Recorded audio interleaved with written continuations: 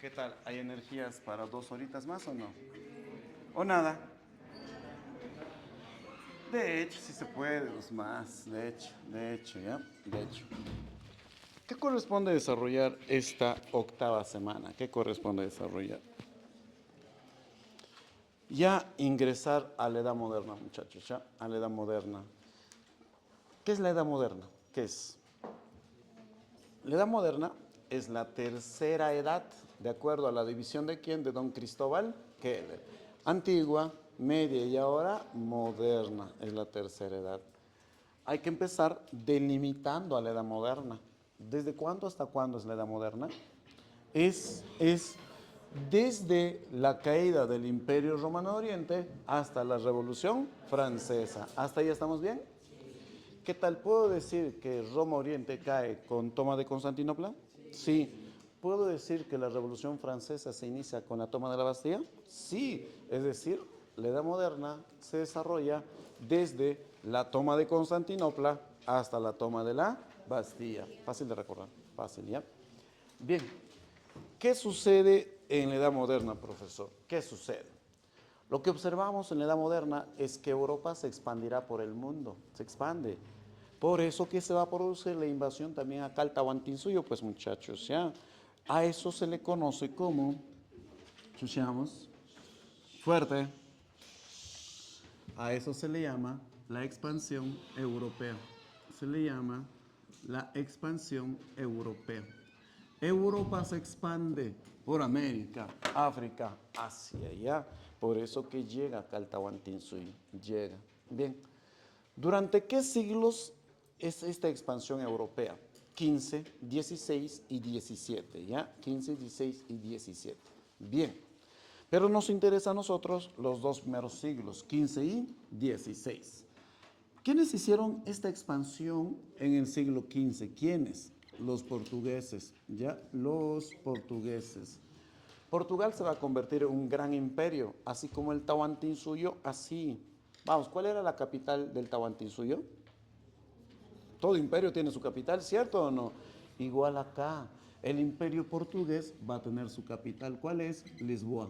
Lisboa es el centro administrativo del imperio portugués en el siglo XV. Ya se imaginarán cómo será Lisboa, ricachona, ¿cierto o no cierto? Ya por las riquezas. Bien, eso en el siglo XV. Y en el siglo XVI, ¿quiénes lo van a hacer? Los españoles.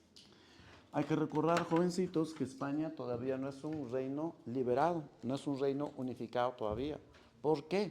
Porque España había sido capturada por los musulmanes. ¿Se acuerdan que incluso habían penetrado hasta Francia? Habían sido expulsados. ¿Por quién en Francia? Por Carlos Martel. Carlos Martel. Entonces los musulmanes aún capturaban España, aún tenía el control de España, ¿ya? Y España todavía no es un reino unificado.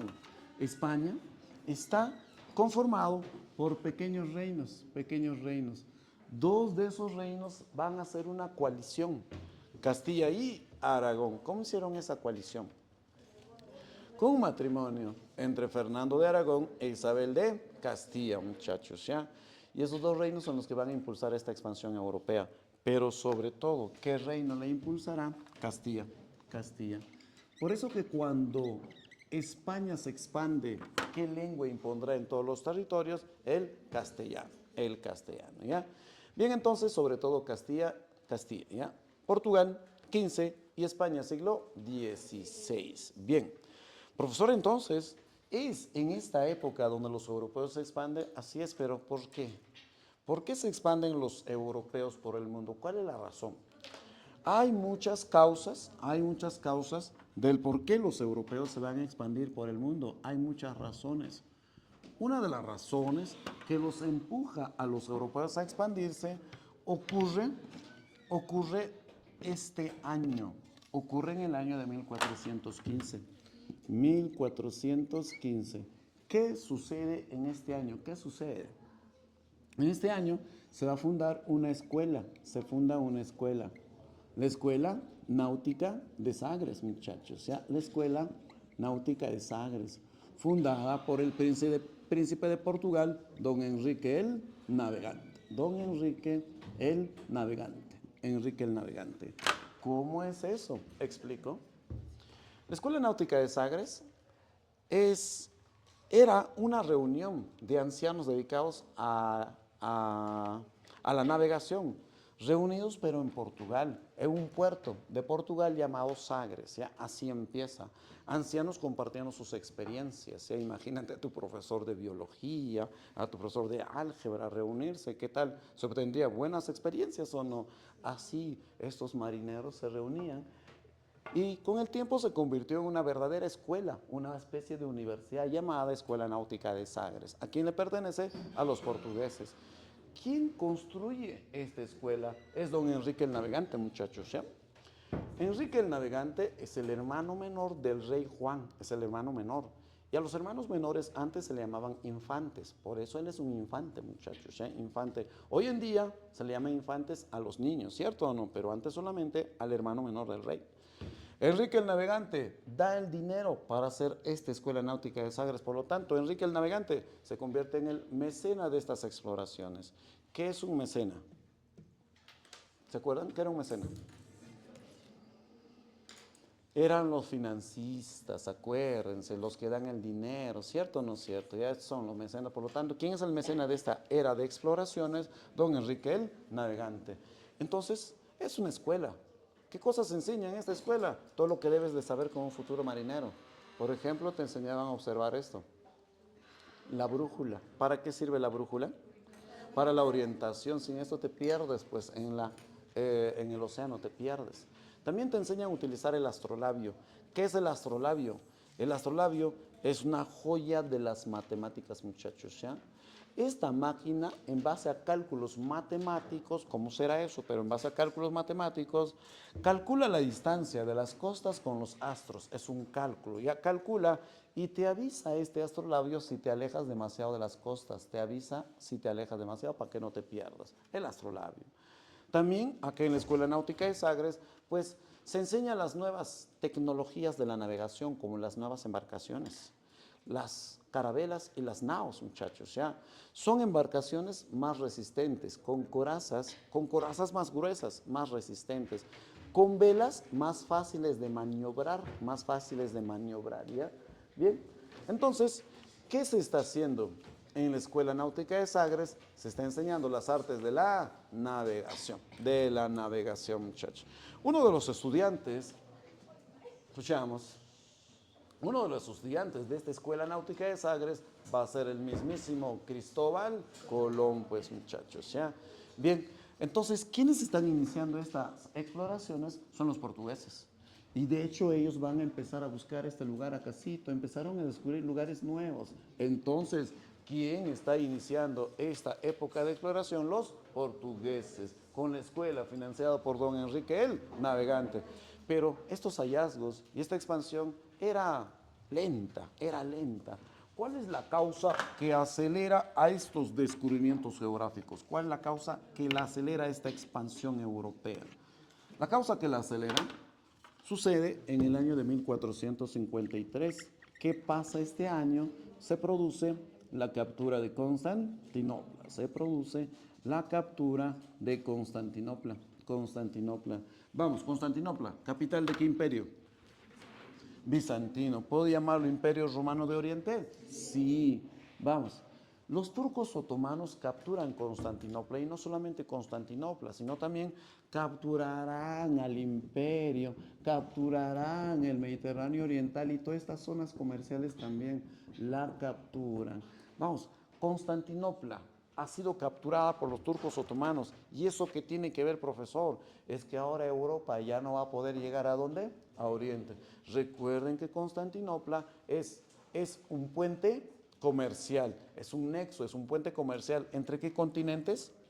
Europa y Asia, entre Occidente y Oriente. Y ahora este puente ha sido bloqueado, capturado por los turcos otomanos. Si ustedes se acuerdan, Constantinopla también formaba parte de una ruta comercial, formaba parte de la ruta de la seda. ¿Se acuerdan o no se acuerdan? Entonces, esta parte de la ruta de la seda, Constantinopla, ha sido capturado. ¿Y eso qué tiene que ver, profesor? Es que no pueden llegar a Oriente. ¿A qué parte de Oriente, sobre todo, quieren llegar los europeos? ¿Al cercano Oriente o al lejano? ¿A dónde quieren? Al lejano. Al cercano también, pero sobre todo al lejano oriente. ¿Quiénes están en el lejano oriente? Están la India y la China. La India y la China. ¿Qué cosa quieren de esos lugares? Sus productos de la China. Seda, porcelana, el azafrán. El azafrán es una especie de condimento, ¿ya? De la India, ¿qué cosa quieren? Sus especias. ¿Qué especias? Clavo, canela, noz moscada, té, pimienta, jengibre, etcétera, etcétera, muchachos. Ustedes pensarán que estos productos serán solamente para el arte culinario. No, estos productos eran utilizados para muchas cosas, para hacer perfumes, por ejemplo, para medicamentos y para más usos. Es decir, estos productos de Oriente son indispensables para Europa, pero ahora no pueden llegar a Oriente. Y si es que lo hacen, tienen que tributar altos impuestos. ¿A quiénes? A los turcos. Dígame, la captura de Constantinopla, ¿qué ha generado en Europa? Una necesidad. ¿Qué necesidad? Claro, de seguro seguir usando esta misma ruta o buscar nuevas. Y así, por acácito puede ser, ¿eh? Por acá podemos llegar a Oriente y así, pues se inicia o se acelera esta expansión, se acelera. Y buscando y encontrando nuevos territorios. Vamos, en resumen, ¿qué hecho inicia esta expansión europea? ¿Cuál es la causa que la inicia? La fundación de la escuela. ¿Esto lo inicia o no? Sí, esto lo inicia con Enrique el Navegante. Encuentran los primeros lugares. Pero ¿cuál es la causa que la acelera? La captura de Constantinopla. Ese hecho la acelera. Bien, son los portugueses quienes van a iniciar estas exploraciones, ¿ya? Son los portugueses quienes la inician. Por acá puede ser, dicen los portugueses, como ya conocemos esta zona, por acá puede ser, y así viajan de costa en costa. ¿Qué tontos, profesor? ¿Por qué no navegan de frente los portugueses así? ¿Por qué? Uno, no conocen todavía, ¿cierto o no? Y dos, porque estas aguas son peligrosas, ¿eh? Estas aguas, antes, ¿cómo se llama este océano? Atlántico. Pero antes, ¿cómo era conocido este océano Atlántico? Antes era conocido como el mar tenebroso. Así era conocido, ¿ya? El mar tenebroso, el mar tenebroso. ¿Por qué lo llamaron así, mar tenebroso? Porque de acuerdo a la tradición estaba llena de peligros, de monstruos, sirenas, tritones, etcétera, etcétera. Pero ¿cuál era el mayor peligro del mar tenebroso? El mayor peligro era el kraken, muchachos, o sea, era el kraken, así es, o sea, era el kraken. ¿Qué es el kraken? Era un calamar gigante, un calamar que a cualquier barco que pasaba la trituraba. Bien, estos monstruos no existieron naturalmente, es que era en el imaginario nada más de los europeos, pero de que las aguas eran peligrosas, sí lo eran. Por eso que ellos se iban pues de costa en costa, de cabo en cabo, y finalmente llegan al suroriente del continente africano. Ningún europeo había llegado hasta acá, ningún europeo, pero ahora por esa necesidad están llegando. ¿Qué portugués llega al suroriente de Europa? ¿Qué portugués llega acá? Llega Bartolomé Díaz. Bartolomé Díaz. Llega Bartolomé Díaz. Así es, ¿ya? Bien. ¿Cómo lo llama a este lugar? Porque es nuevo, tiene que ponerle un nombre. ¿Cómo lo llaman? Lo llaman así, el Cabo de las Tormentas. El Cabo de las Tormentas. ¿Por qué? ¿Qué tipo de viaje fue? Tormentoso. Tormentoso de su nombre, el Cabo de las Tormentas. De hecho, Bartolomé Díaz tenía para aventurarse más allá, tenía para avanzar más allá, pero su tripulación se amotina. Bartolomé, extrañamos a nuestras esposas, extrañamos también a nuestras amigas, así, ¿no? Y pues convence a Bartolomé, ya pues muchachos hay que volver. Y vuelven, retornan a Portugal.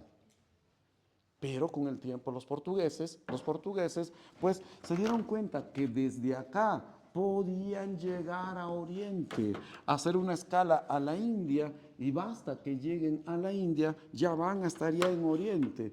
Bien, les dio la esperanza de llegar a Oriente, así que lo renombran del Cabo de las Tormentas por el Cabo de la Buena Esperanza, porque les dio la esperanza de llegar a ¿dónde? A Oriente, a la India, así es, ¿cierto? Y se crea una nueva ruta que es una ruta que no les genera conflicto con los musulmanes, no les deja, no les genera un conflicto con ellos. ¿Cómo se llama esta ruta? A esta nueva ruta se le llama la ruta de las especias. Así es, ¿ya? La ruta de las especias. Muchachos, ha nacido una nueva ruta que comunica Occidente con Oriente, es la ruta de las especias. ¿A quién le pertenece? A los portugueses. Entonces ya vemos dos rutas comerciales que comunican a Occidente con Oriente, una terrestre y otra naval. La terrestre, ¿cómo se llama? Seda, pero que ha sido capturado por los turcos, ¿cierto o no? Y ahora la naval, ¿cuál es? De las especias. Y finalmente, usando esta ruta de las especias, se llega a la India. ¿Quién llega a la India? ¿Quién llega? A la India llega Vasco de Gama. Vasco de Gama. ¿Qué tal? Vasco de Gama es el primer europeo en la India, ¿sí o no? ¿Qué dicen? Sería ridículo decir que sí, ¿cierto o no es cierto? Porque desde antes ya los europeos ya tenían contacto acá con la India, ya llegaban, solo que ahora no pueden hacerlo porque ¿qué pasó con esta ruta? Ha sido bloqueada, ¿cierto o no?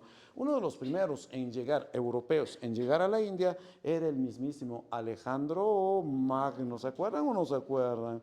Ahora no pueden y Vasco de Gama no es el primero en llegar a la India, pero sí es el primero en llegar a la India, pero ¿por dónde? Por la nueva ruta. ¿La captaron o no la captaron? ¿Ya? Bien, entonces ya los portugueses se están expandiendo y han creado esta ruta. Ahora, en el siglo XVI, ¿es turno de quiénes? De los españoles. Los españoles en el siglo XVI se van a expandir. Los españoles serán representados por don Cristóbal Colón. Vamos, Colón, ¿de qué países, muchachos? No se sabe, ya pónganlo entonces, no se sabe. Vamos. Se maneja un consenso, ¿ya? Se maneja un consenso. ¿Qué es un consenso? Es un acuerdo académico de historiadores. Mientras se sigue ahí conjeturando, surgiendo teorías, por el momento se maneja que Colón es italiano, pues muchachos, ¿ya? Es genovés. Génova es un puerto, por lo tanto Colón es un marinero, muchachos, ¿ya? Es italiano genovés, pero que trabaja para la corona española. Colón plantea que la Tierra no es plana, que la Tierra es esférica. Y la lógica es la siguiente, ¿ya? La lógica es la siguiente.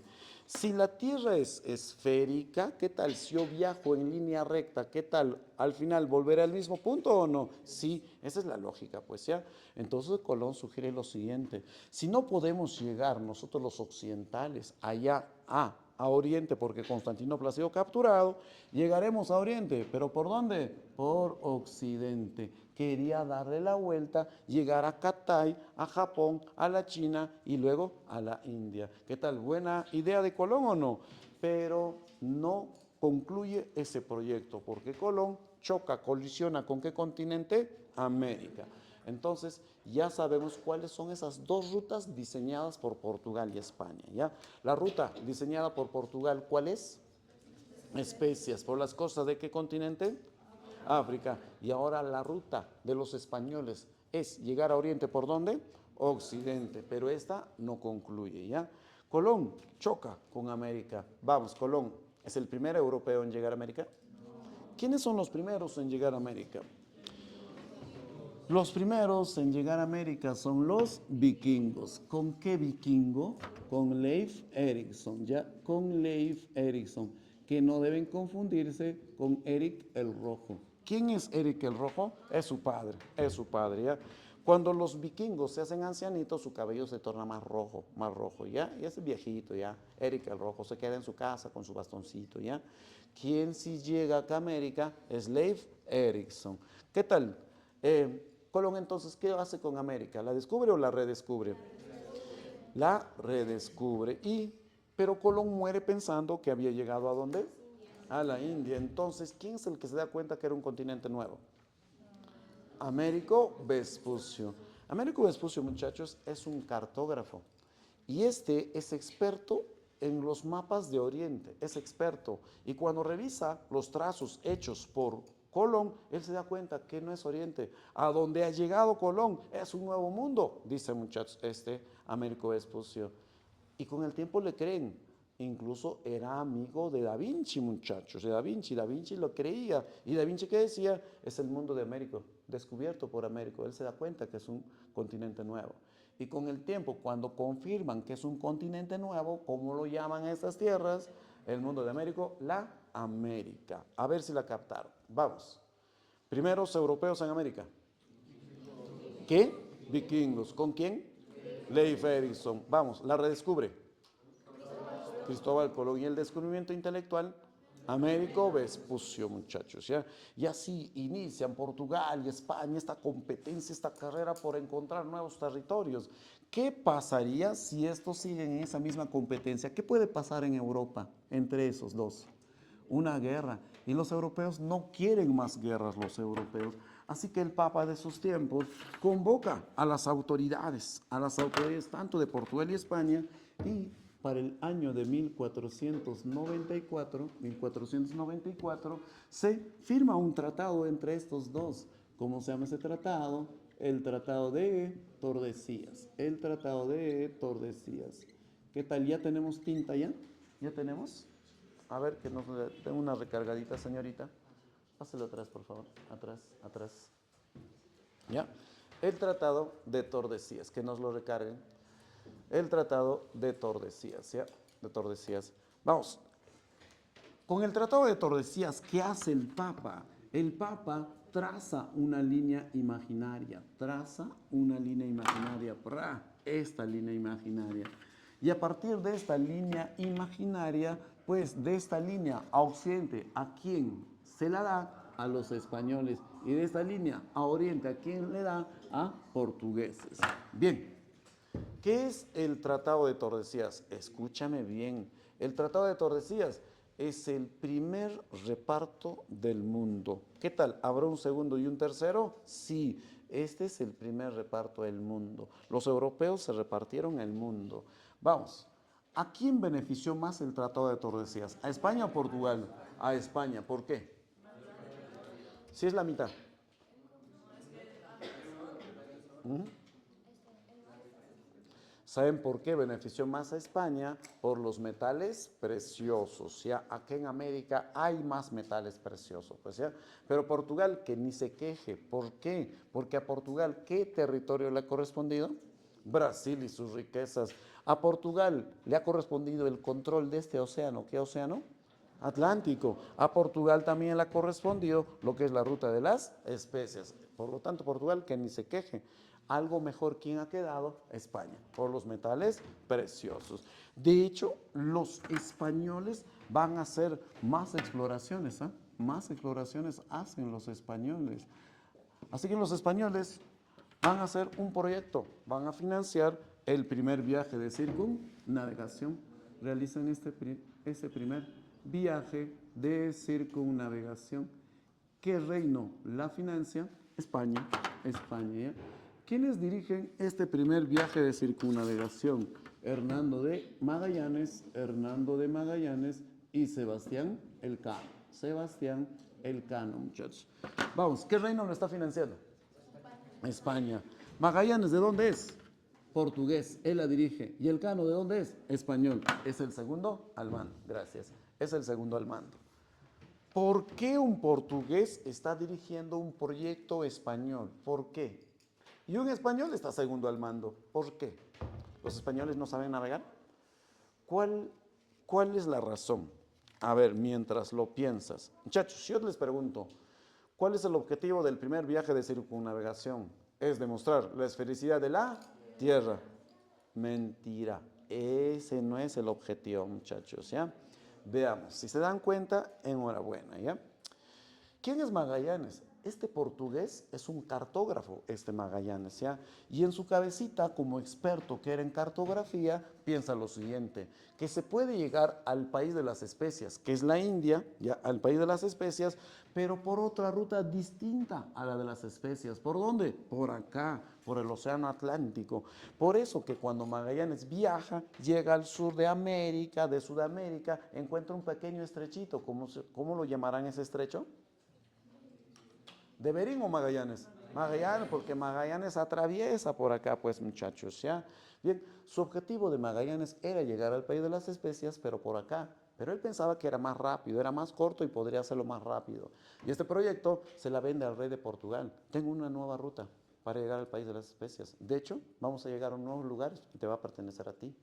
Pero el rey de Portugal rechaza ese proyecto. ¿Para qué? Si ya tenemos nuestra propia ruta de las especias, la rechaza. Así que este Magallanes portugués agarra su proyecto y ¿a quién se la vende? A España. El rey Carlos I de España acepta este proyecto, pero este no es tonto, duda, ¿qué tal me traiciona este Magallanes? Así que coloca un segundo al mando, ¿a quién? Al Cano, un español, pues muchachos. Y viajan, se demoran y al final llegan al mismo punto de salida, corroborando que la Tierra era esférica. Dígame, ¿cuál es el objetivo de este viaje de circunnavegación? ¿Demostrar la esfericidad? ¿Cuál es el objetivo? Buscar nuevas rutas, ¿cierto o no es cierto? Nuevas rutas, nuevos mercados. ¿Y lo de la esfericidad qué fue? ¿La causa del viaje o una consecuencia inesperada? Claro, inesperada, ¿cierto o no es cierto? Bien, de hecho, ¿cuánto tiempo se demoran? 3 años y tantos, es decir, no era un viaje tan cortito, ya ahí sí calculó mal Magallanes. De hecho, Magallanes no termina el proyecto, es asesinado Magallanes. Cuando esta tripulación ya no tenía alimentos, hicieron una pausa en Asia, en un lugar llamado Filipinas. En las Filipinas serán atacados por una tribu de antropófagos caníbales. No tienen escapatoria. Magallanes no puede escapar, muchachos. Así que Magallanes estaba siendo atacado, se defendía, era atacado por una tribu de caníbales y en eso el jefe de esta tribu, llamado Lapu-Lapu era el jefe, se abre camino, ¿ya? Lapu-Lapu era un hombre de 2 metros de altura, musculoso. ¿Cuánta carne habrá comido este Lapu-Lapu, ya? Se abre camino, este Lapu-Lapu observa a Magallanes y Lapu-Lapu a Magallanes de un solo Lapu, ¡pah!, se lo tumba a Magallanes y lo mata. Por lo tanto, Magallanes muere. ¿Quién nada más la completa el proyecto? El Cano, muchachos. Vamos, ¿quiénes dirigen el viaje de circunnavegación? Y el Cano. ¿Quién muere? ¿Quién la termina? El Cano. Y así muchos otros lugares más se van a descubrir, muchos otros lugares, pero lo que nos interesa a nosotros son las consecuencias. Siempre tienen que prestarle atención algo más a las causas y las consecuencias, ¿sí? Bien, ¿qué consecuencias ha generado estas expansiones europeas, profesor? ¿Qué consecuencias? Veamos, ¿ya? ¿Qué consecuencias? Una consecuencia económica, dígame, ¿qué clase social se beneficiará más con esta expansión? La burguesía. ¿Por qué? Explico, ¿ya? ¿Qué tal? ¿Los monarcas tenían dinero para estas expansiones? No tienen dinero, por lo tanto, ¿quiénes lo financiaron? Son los burgueses. Reyes la impulsan. ¿Quiénes la financian? Los burgueses. ¿Cuál es el interés de los burgueses? Ya, yo burgués, a usted rey, a usted reina, le voy a financiar con dinero, pero con una condición. Ya, esos territorios les pertenecerán a ustedes, pero a mí permítanme comercializar ahí. Es decir, cómo se benefician los burgueses ampliando sus mercados. Si antes, mío burgués, mi mercado solamente era Europa, ahora es en todos los lugares y más ganancias. ¿Qué tal, beneficiadas o no? Sí, amplían sus mercados. Más consecuencias económicas. ¿Qué sistema económico había en Europa para esos tiempos? Mercantilista. ¿Cómo piensa un mercantilista? Claro, ellos piensan así, comercio, dinero, ganancias, ¿cierto o no es cierto? Ese pensamiento mercantilista antes había acá, por ejemplo, en América, en África, no. Por lo tanto, ¿quiénes la difundieron? Los europeos. Consecuencia económica, se observa una difusión del mercantilismo. Más consecuencias económicas.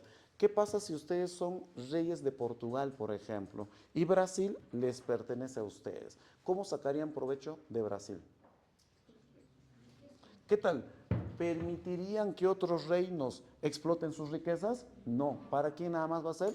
Para ustedes, reyes, ¿cierto o no es cierto? Vamos, si tú fueses rey de Portugal, todo lo que se produce en Portugal, ¿quién te debe comprar ahora tus productos? Brasil, para eso es mi colonia que me tienen que comprar. Entonces, a esa práctica, ¿cómo se le llama? Que Brasil solamente tiene que comprar de Portugal. ¿Cómo se le llama? Monopolios comerciales. Y con eso se enriquecieron pues los reinos europeos. Brasil, ¿a quién nomás le tiene que comprar? Portugal. El Perú, ¿a quién nada más? Las 13 colonias, ¿a quién nada más? A Inglaterra, ¿cierto o no cierto? Monopolios comerciales. Más consecuencias económicas. Antes, ¿dónde había mayor actividad comercial marítima? ¿En qué aguas? Antes en el Mediterráneo. ¿Se acuerdan las guerras por el Mediterráneo que hablamos o no? Sí. Pero ahora, ¿dónde hay mayor actividad comercial marítima? En estas aguas. ¿En qué océano? ¿Por qué hay mayor actividad comercial ahora marítima acá? ¿Por qué? Porque los europeos están comercializando, vienen y van acá a sus colonias en América, ¿cierto o no? Entonces, ¿qué aguas pierde importancia comercial? Mediterráneo. ¿Qué aguas gana mayor importancia comercial? El Atlántico. Consecuencias económicas. Vamos, consecuencias políticas. Consecuencias políticas. ¿Qué tal? ¿Los estados europeos se expandieron? ¿Sí o no? Sí, se expandieron, pues tienen colonias acá, en África, en Asia también. ¿Con qué nombre se le conoce a aquel estado que se expande? Y acá surgen los imperios europeos, ¿ya? Pero profesor, yo no veo que estos estados europeos se hayan expandido, yo no veo, si siguen del mismo tamaño. Es que sus posesiones no están en Europa. ¿Dónde están sus posesiones? Más allá del mar. Por eso que estos imperios, ¿cómo se le van a llamar? Imperios ultramarinos. ¿Qué quiere decir? Que son imperios que tienen posesiones más allá del mar. ¿Quiénes son esos imperios ultramarinos? A ver, en el siglo XV, los portugueses. En el siglo XVI, españoles. En el siglo XVII, los franceses. Y en el XVIII y el XIX, los ingleses. Y por ahí metido, por ahí sin sobresalir mucho, los holandeses. A ver si la captaron. En el XV, ¿ah? Portugal. 16, 17. ¿E ingleses? ¿Ah? 18 y 19. Y los holandeses, por ahí, sin sobresalir mucho, ¿ya? Bien, imperios ultramarinos. Consecuencia social, ¿ya? Consecuencia social. Bien, consecuencia social. ¿Qué pasó con los habitantes nativos de los territorios invadidos por estos europeos? ¿Qué pasó con su población? ¿Aumentó o descendió? Sí, hay un colapso demográfico, ¿eh? Hay un colapso demográfico. ¿Qué entienden ustedes por colapso? Colapso. Caída intempestiva, radical, ¿cierto o no cierto? ¿Ya? Un colapso demográfico. El inglés David Cook, el inglés David Cook es un especialista historiador en la demografía. Así que David Cook calcula que cuando Pizarro llega acá al Perú, ¿qué año llega, muchachos? Pizarro. 32, ¿cierto o no cierto? Acá había una población nativa de los Andes centrales aproximada de 10 millones de nativos. ¿Buena cantidad o no? 10 millones, sí. El mismo David Cook, para el año 1600, ¿cuántos años ha pasado del 32 a 600? Menos de 100 años. Él mismo sostiene que para el año 1600, ¿cuántos habitantes nativos nomás había en los Andes centrales? Menos de 1.600.000 nada más, ¿ya? Es decir, ¿qué pasó con la población nativa andina? Colapsó. ¿Por qué? ¿Cuáles son las causas que hicieron que caiga esta población, muchachos? ¿Cuáles son las causas? Las causas son pues la cristianización, los abusos, la mita, el esclavismo, guerra, ¿cierto o no cierto? Pero ¿cuál es la verdadera verduga acá que mató a la población andina? Son las enfermedades, muchachos, ¿ya? Enfermedades que trajeron los europeos. Si tú te das cuenta, los europeos trajeron sin darse cuenta en su cuerpo. Ellos llegaron tosiendo, ellos llegaron con sus enfermedades en el cuerpo, en los barcos. En el aire trajeron esas enfermedades. Gripe, viruela, sarampión, eran enfermedades que nosotros no conocíamos, ¿ya? Pero estos europeos la trajeron y nuestro cuerpo no tenía los anticuerpos y masacraron a la población. Hay una teoría que dice que Huayna Cápac muere, muchachos, con la viruela, ¿cierto o no cierto? Es una teoría. No, profesor, Huayna Cápac muere envenenado. ¿Tienes el cadáver para demostrar eso? No, son teorías, pues ya, son teorías, ¿ya? Bien, arrasó a la población, ¿ya? Gripe, viruela, sarampión. Pregunta, ¿la peste negra llega a América en esos tiempos? ¿Sí o no? No llega. Cuando recién llega la peste, acá a América, al Perú, en el siglo XIX recién, después ya, muchachos, ¿ya? ¿Va a ser terrible la llegada de la peste acá al Perú? Sí, pero acá en estos tiempos no llega, falta mucho para que llegue la peste, ¿ya? Bien, consecuencia social, más consecuencia social, se produce un proceso de occidentalización. ¿Qué quiere decir occidentalización? Occidentalización. ¿Se acuerdan de la quechuización?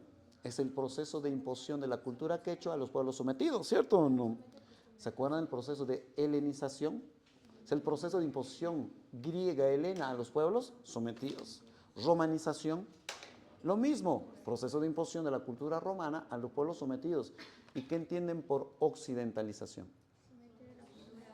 Es el proceso de imposición cultural de Occidente, es decir, de Europa. ¿A dónde? A los territorios invadidos, entre ellas América, ya occidentalización, sus costumbres, sus tradiciones.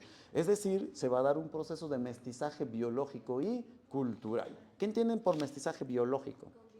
Genes y cultural. Costumbres, tradiciones. Uno de los primeros en establecer este mestizaje biológico-cultural va a ser el mismo Francisco Pizarro, pues muchachos.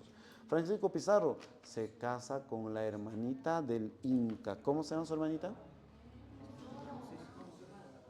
Quispe Sisa. Quispe Sisa, que se cambia el nombre a Inés Huaylas. ¿Cuántos añitos tiene ella? 15, 16 añitos. ¿Y Francisco Pizarro? 50. Este es un maestro, es un maestrazo este Pizarro, es un maestrazo, ¿ya? Bien, más con, ya, saludo de respeto, ¿ya? Bien, es un maestro, pues. Vamos, más consecuencia social, dos grandes imperios colapsan, muchachos, ¿ya? En Centroamérica, ¿qué imperio? Azteca, así como el Banco Azteca ahí en el parque, así el imperio azteca en las manos de Hernán Cortés. Y en Sudamérica, el imperio de los incas en las manos de Francisco Pizarro. Entonces, hemos visto las consecuencias. ¿Qué estaba pasando al mismo tiempo en Europa? ¿Qué está pasando? Al mismo tiempo, en Europa, las malas autoridades que habían hecho con la Iglesia Católica la habían corrompido. Así que, como la Iglesia Católica, pues, había sido corrompida, ¿qué sucede? Hay una necesidad de corregirla. Por eso que hablamos de la reforma protestante. Hay una necesidad de reformar a nuestra institución católica. Hablamos de la reforma católica. ¿Cómo estamos hasta acá, muchachos? ¿Se captó o no se captó hasta acá? ¿Estamos bien o no? Sí. Vamos a definir primero qué es la reforma protestante. La reforma protestante, ¿ya? Nos estamos saltando, ¿ya? La reforma protestante, corrige, ¿ya? La reforma protestante, ¿ya? Bien, nos estamos adelantando ya. ¿Qué es la reforma protestante? ¿Qué es? Defino. La reforma protestante, amigos míos, es un movimiento de renovación religiosa, religiosa. ¿Dónde sucede esto? Inicia en Alemania, sí, pero con el tiempo se va a dar en toda la Europa occidental, muchachos. Ya, otra vez, es un movimiento que se va a producir en toda la Europa occidental del siglo XVI. Si yo digo siglo XVI, ¿de qué años me refiero? 1500. Bien, explico. La idea en la Reforma Protestante es corregir los defectos, los errores que tenía la Iglesia Católica. ¿Tenía errores, tenía defectos? Sí, muchas, ¿ya? Por eso hay una necesidad de reformarla. ¿Qué errores tiene esta Iglesia Católica? Muchas. Es muy corrupta, es muy abusiva, es muy lujosa, es decir, es abusiva con la Santa Inquisición. Uno de los actos de corrupción y de abuso de la Iglesia Católica es a través de la exagerada tributación que pedía. Dos tributos mencionamos. Uno, el diezmo, y dos, la primicia. La primicia, así es. ¿Qué es el diezmo? El 10% de tus ingresos. Si mi amigo de acá es un fiel y gana sus 10,000 soles, por ejemplo, ¿cuánto tendrá que pagar? 1,000 soles, muchachos, el 10%, ¿cierto o no es cierto? De la nada a la Iglesia Católica. Tú también. Por eso la Iglesia Católica era opulenta, adinerada, lujosa, ¿ya? ¿Qué es la primicia? Son los primeros frutos Los primeros frutos que se debe pagar a la iglesia. Por ejemplo, si la señorita de acá ha alquilado una chacra o ha conseguido recién una chacra y va a trabajar, las primeras cosechas no van a ser para ella, sino para quién va a ser, para la iglesia, para que Dios te bendiga, tienes que hacer eso, ¿ya? Si la señorita acá tiene 2, 3 vacas, animalitos, y estas, sus 2 vaquitas van a tener sus críos, ¿para quién va a ser? Para la iglesia, para que lo bendiga. Esa es la primicia, es los primeros frutos de tus productos, ¿ya? De tus productos, de tu producción. ¿Para quién va? Para la iglesia. ¿Qué tal? ¿Eso también es corrupción o no? Sí, exagerada tributación. Pero ¿cuáles eran los actos de corrupción más notorios? Los actos de corrupción más notables eran estos de acá. 1, la simonía. 2, el nepotismo. Y 3, el nicolaísmo. ¿Qué es la simonía? La simonía es la venta de cargos eclesiásticos, ¿ya? Es la venta de cargos eclesiásticos. Si tú eras un miembro administrativo de la Iglesia Católica, digamos, seas un sacerdote, ¿qué tal? ¿Querrás escalar o no? Sí, y obtener cargos como obispos o arzobispos, por ejemplo, ¿ya? No era fácil. ¿Ustedes qué son? ¿Miembros del clero o son fieles? Fieles del clero, no son miembros. A lo que son solo fieles de la Iglesia Católica se le llaman laicos, muchachos, ¿ya? Un laico es aquel católico, pero que no forma parte de la administración de esta. Usted, amigo, es un laico. Usted, señorita, es una laica. Usted también es una laica, ¿ya? Son fieles, pero no forman parte de la administración, Pero los que sí eran, es decir, los sacerdotes, ellos, pues querían escalar. Pero los cargos más altos no la podían ocupar. Obispos, arzobispos no la podían ocupar. ¿Por qué? Porque la Iglesia Católica ya tenía eso reservado para los que iban a pagarlo. Es decir, me distrae, señorita, me distrae. Me lo va a agarrar acá la pizarra, acá, si me sigue distrayendo, ¿ya?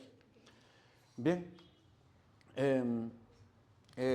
Esos cargos ya estaban ocupados ya porque habían algunos que lo habían reservado, la querían comprar o la compraban.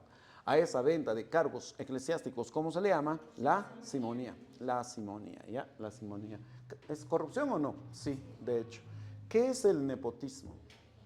El nepotismo es los favoritismos en los cargos públicos a los familiares del clero.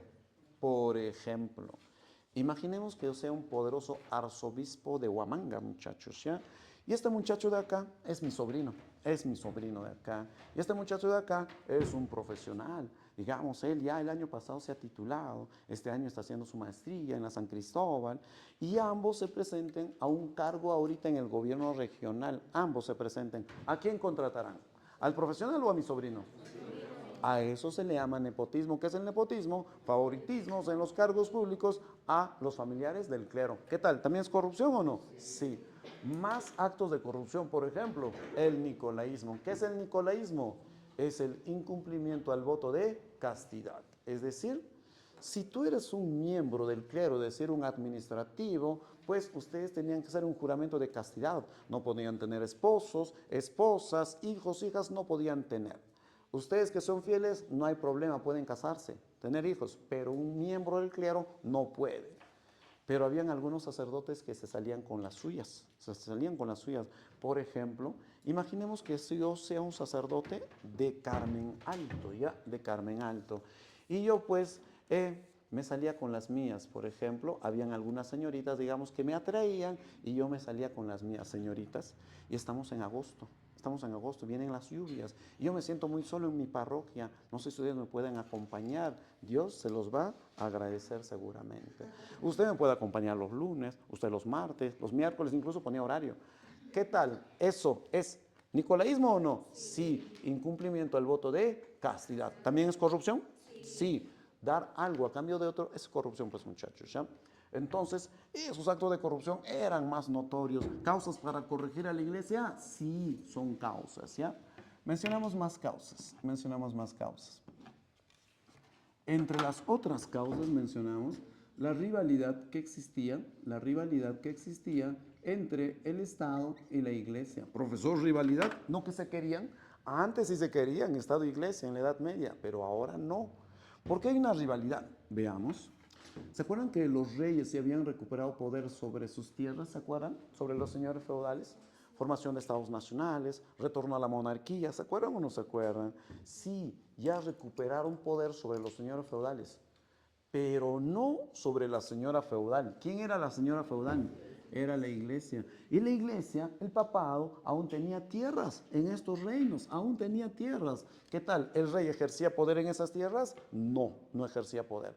Si tú fueses ese rey, ¿qué es lo que quieres? ¿Permitir que esas tierras le pertenezcan o que sean tuyas? Recuperar el poder en ellas, ¿cierto o no? Y si tú fueses rey, ¿qué harías con la reforma protestante? ¿La combates o la apoyas? ¿Para qué la voy a apoyar? Para destrozar a la iglesia y volver a recuperar el control de esas tierras. Vamos, ¿qué es lo que quieren los reyes? Nacionalizar esas tierras, ¿ya? Expropiarla. Pero el término correcto no es nacionalizar, el término correcto es secularizar. ¿Cuándo se utiliza el término secularizar? Cuando un Estado expropia, nacionaliza los bienes, pero de la iglesia. A ver, si Dina Boluarte expropia los bienes del Vaticano, que es toda guatatas, ¿qué está haciendo? ¿Nacionalizando? ¿Qué está haciendo? Secularizando. Secularizar significa expropiar los bienes de la iglesia para el Estado. Por eso que la reforma también va a ser exitosa. ¿Por qué? Porque los reyes la van a apoyar. Los reyes la apoyan, pues, ¿ya? Secularizar. Bien, más causas. Por ejemplo, otra de las causas también es el humanismo. El humanismo. Vamos, el humanismo. ¿Qué cosa cuestionaban?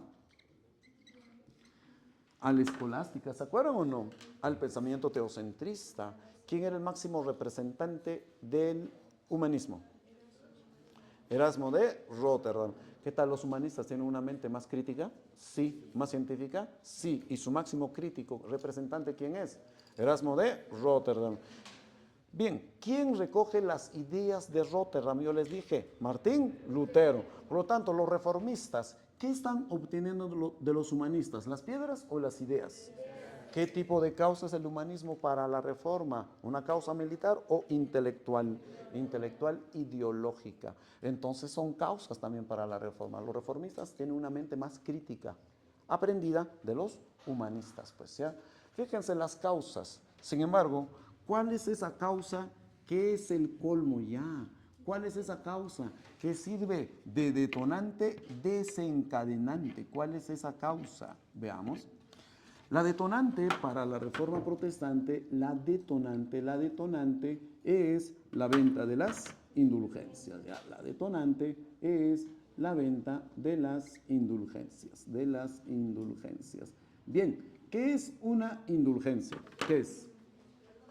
¿Qué comprendemos por indulgencia? Comprendemos por indulgencia el perdón de los pecados, ¿cierto o no cierto? Pero no es tanto así. Perfeccionémoslo, ¿ya? ¿Qué es una indulgencia? Es un documento que reduce tu condena en el purgatorio. Es un documento. ¿Quién te la da? ¿Quién te la vende? La Iglesia Católica. Vamos, imaginemos, bueno, sabemos que todos nos vamos a morir, ¿cierto o no cierto? Todos, varones, mujeres, nos vamos a morir. Algunos irán al infierno, algunos irán al paraíso. Naturalmente nosotros los varones al paraíso, pues ya. Pero vayan donde se vayan, de todas nuestras almas, sí o sí, va a tener que pasar ¿por dónde? Por el purgatorio. ¿Qué es el purgatorio? El purgatorio es la transición antes de ir al infierno o al paraíso. Es un lugar muy semejante al infierno, muchachos, ¿eh? Muy semejante, en la cual con sus llamas muy quemantes y muy dolorosas purifican nuestra alma. Nuestra alma sufrirá acá quemándose, sufrirá. ¿Por cuánto tiempo? Depende. Mientras más pecados hayas tenido al momento de morir, más tiempo sufrirá tu alma en el purgatorio. Mientras menos pecados hayas tenido al momento de morir, menos tiempo sufrirá tu alma en el purgatorio. Pero ¿qué nos dice la Iglesia Católica? Nosotros tenemos el poder de reducir tu condena en el purgatorio, no solamente tuyo, sino de tus familiares también. ¿Quién no tiene un familiar que ha fallecido? No seas mezquino. Reúne dinero, préstate aunque sea y danos a nosotros. Y nosotros garantizamos que vamos a reducir la condena de tu familiar en el purgatorio. Y no solamente es decirlo por decir, sino aquí está, te vamos a dar este documento, la indulgencia. El Papa mismo está asegurando acá, fíjate, pues su sello del Papa. El Papa está garantizando que hemos reducido la condena de tu familiar en el purgatorio. Aquí está. Ahora, páganos. ¿Qué tal? ¿Ustedes pagarían? Pero en esos tiempos, sí. ¿Por qué pagaba la gente? ¿Era tonta? Porque le hizo un lavado cerebral a la iglesia, ¿cierto o no es cierto? ¿Ya? Bien. Pero ya no todos ya creían eso, ya no todos querían. Algunos se habían leído a humanistas y qué tipo de mentalidad habían obtenido, críticas, ¿cierto o no es cierto? ¿Qué decían algunos? ¿Qué piensa esa iglesia católica? ¿Que nos va a seguir engañando por siempre? No, esos administrativos han corrompido demasiado a nuestra institución. Es momento de corregirla, reformarla. Vamos, dígame, ¿qué es la indulgencia entonces? Es un documento que sirve para qué. ¿Tu condena dónde? En el purgatorio. Y si te digo, ¿qué es la venta de las indulgencias? ¿Cualquier causa o la detonante? Detonante, muchachos, ¿ya? ¿Y quién ha autorizado esta venta de las indulgencias? El mismo Papa había autorizado, el Papa León X. No, León X, Papa que autoriza, pero no era un ejemplo a seguir tampoco. León X caminaba con monjas.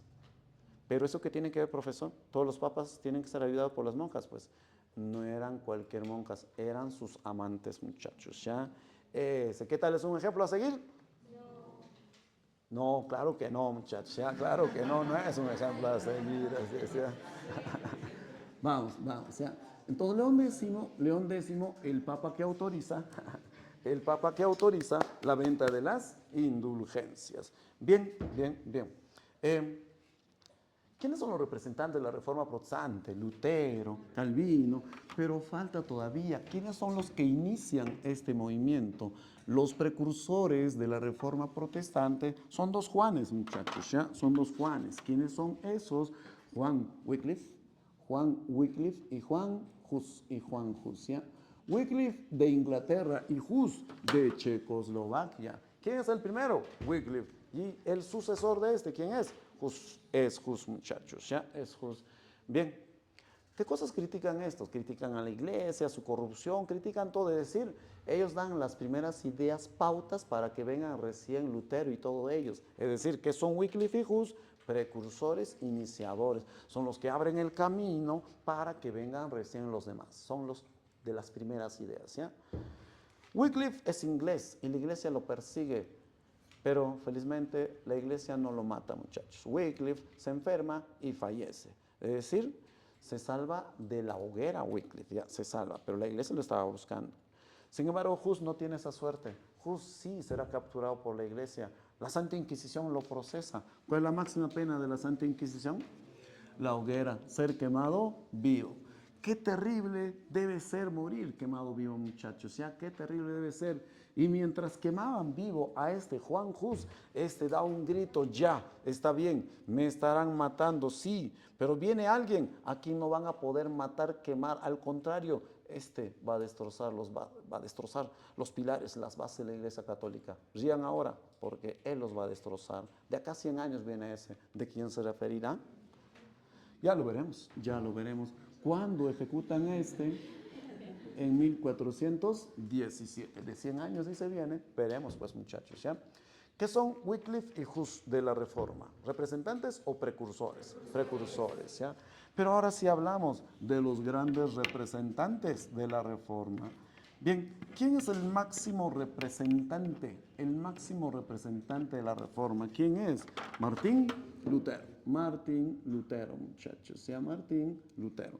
Él no es cualquier representante, ¿eh? Es el mayor representante de la Reforma. ¿Qué quiere decir el mayor? El mejor, pues. El mejor. No solamente es el mayor, es el padre de la Reforma. Ya veremos por qué. Lutero, ¿de dónde es este muchacho? Él es de Alemania, Él pertenece a una orden religiosa, a los agustinos. A ver, si la captas, excelente, excelente, ¿ya? ¿Qué orden religiosa es la que vendía las indulgencias? Son los dominicos. ¿Qué orden religiosa es la que dirigía a la Santa Inquisición los dominicos. Es decir, ¿qué orden religiosa es la que había corrompido a la Iglesia Católica? Los dominicos, opulentos, ya, pero llena de corrupción. En cambio, los agustinos es la otra cara de la moneda. Ellos juran pobreza y son buenos, ellos los agustinos. Y Lutero forma parte de esta orden religiosa de los agustinos, pobres. Pero Lutero no siempre fue un fraile, muchachos agustinos, no. En su juventud, ¿qué era Lutero? Un estudiante de leyes. Ese muchacho de atrás, ¿me está escuchando? ¿Usted? ¿Está escuchando? Era un estudiante de leyes, pero no termina la carrera. El destino le preparaba algo más grande a este Lutero. Lutero, cuando volvía de viaje, es sorprendido por una tormenta eléctrica, rayos como nunca, como nunca. Y Lutero se asusta y escondido se esconde debajo de unos árboles. Craso error. ¿Qué tal? ¿Los árboles húmedos atraen más a los rayos o no? Y así los rayos estaban a punto de llegar a Lutero y se asusta y le reza a su santa patrona. Santa Ana, si me sacas con vida de esta tormenta, te juro que me convierto en un fraile de los más pobres todavía. ¿De qué orden? Agustinos. Y tras esa promesa sale y no hay rayo que le caiga a Lutero, se salvó. Y se convierte en un fraile de esta orden, agustinos. Pero, ¿quién es bueno en algo? Pues va a sobresalir en todo lo que hace, muchachos, ¿ya? Lutero se convierte en un catedrático universitario de teología, de teología. Él era catedrático de esta universidad de Alemania, se llama la Universidad de Wittenberg, llamada así porque es una ciudad, Wittenberg, así como Huamanga, ¿ya? Wittenberg, precisamente es en esa ciudad donde había una catedral, en la catedral de Wittenberg, donde la iglesia vendía las indulgencias también, pues, y Lutero observa eso. Observa que los campesinos están reuniendo dinero para comprar la indulgencia. Y llama a uno de ellos, oiga usted, venga para acá. Y Lutero se va a la iglesia, agarra unas monedas y ¡pra! Le da. Dios no te quiere ver en la pobreza, Dios te quiere ver en la abundancia. ¿De qué movimiento era esa frase? Del humanismo. ¿Se acuerdan o no se acuerdan? ¿Ya? Bien, y Lutero se indigna. ¿Cómo es posible que esta institución se haya corrompido tanto, ¿no?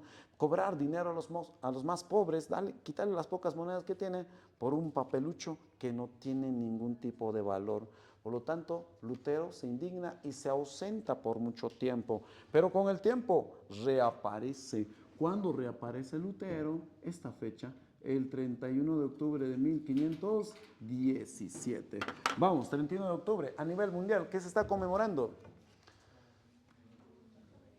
Sí lo saben, señoritas, un día especial para ustedes. Claro, de las brujas y de nosotros los varones, de los demonios, ¿cierto o no es cierto? ¿Ya? El 31 de octubre de 1517, ¿cuántos años había pasado de la muerte de Hus? ¿Cuántos años? Saca tu calculadora si no puedes, ¿ya? Vamos, vamos. El 31 de octubre de 1517, en la misma puerta de la catedral donde Lutero, donde la iglesia había vendido las indulgencias de Wittenberg, Lutero amanece con un clavo, con un martillo, con un panfleto y lo clava en la puerta de la catedral todavía. Vamos, ¿qué cosa eran? Las 95 tesis. Vamos, ¿por qué es importante este día de la publicación? ¿Por qué es importante? Es importante porque con esto se inicia la Reforma Protestante.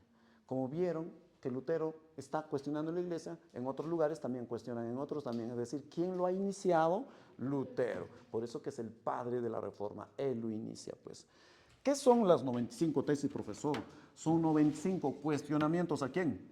A la iglesia. Son 95 reformas a la iglesia. Es decir, son correcciones a la iglesia, críticas a la iglesia, pero no son como cuando un niño critica a un adulto, tú, nada que ver, sino son fundamentadas, argumentadas.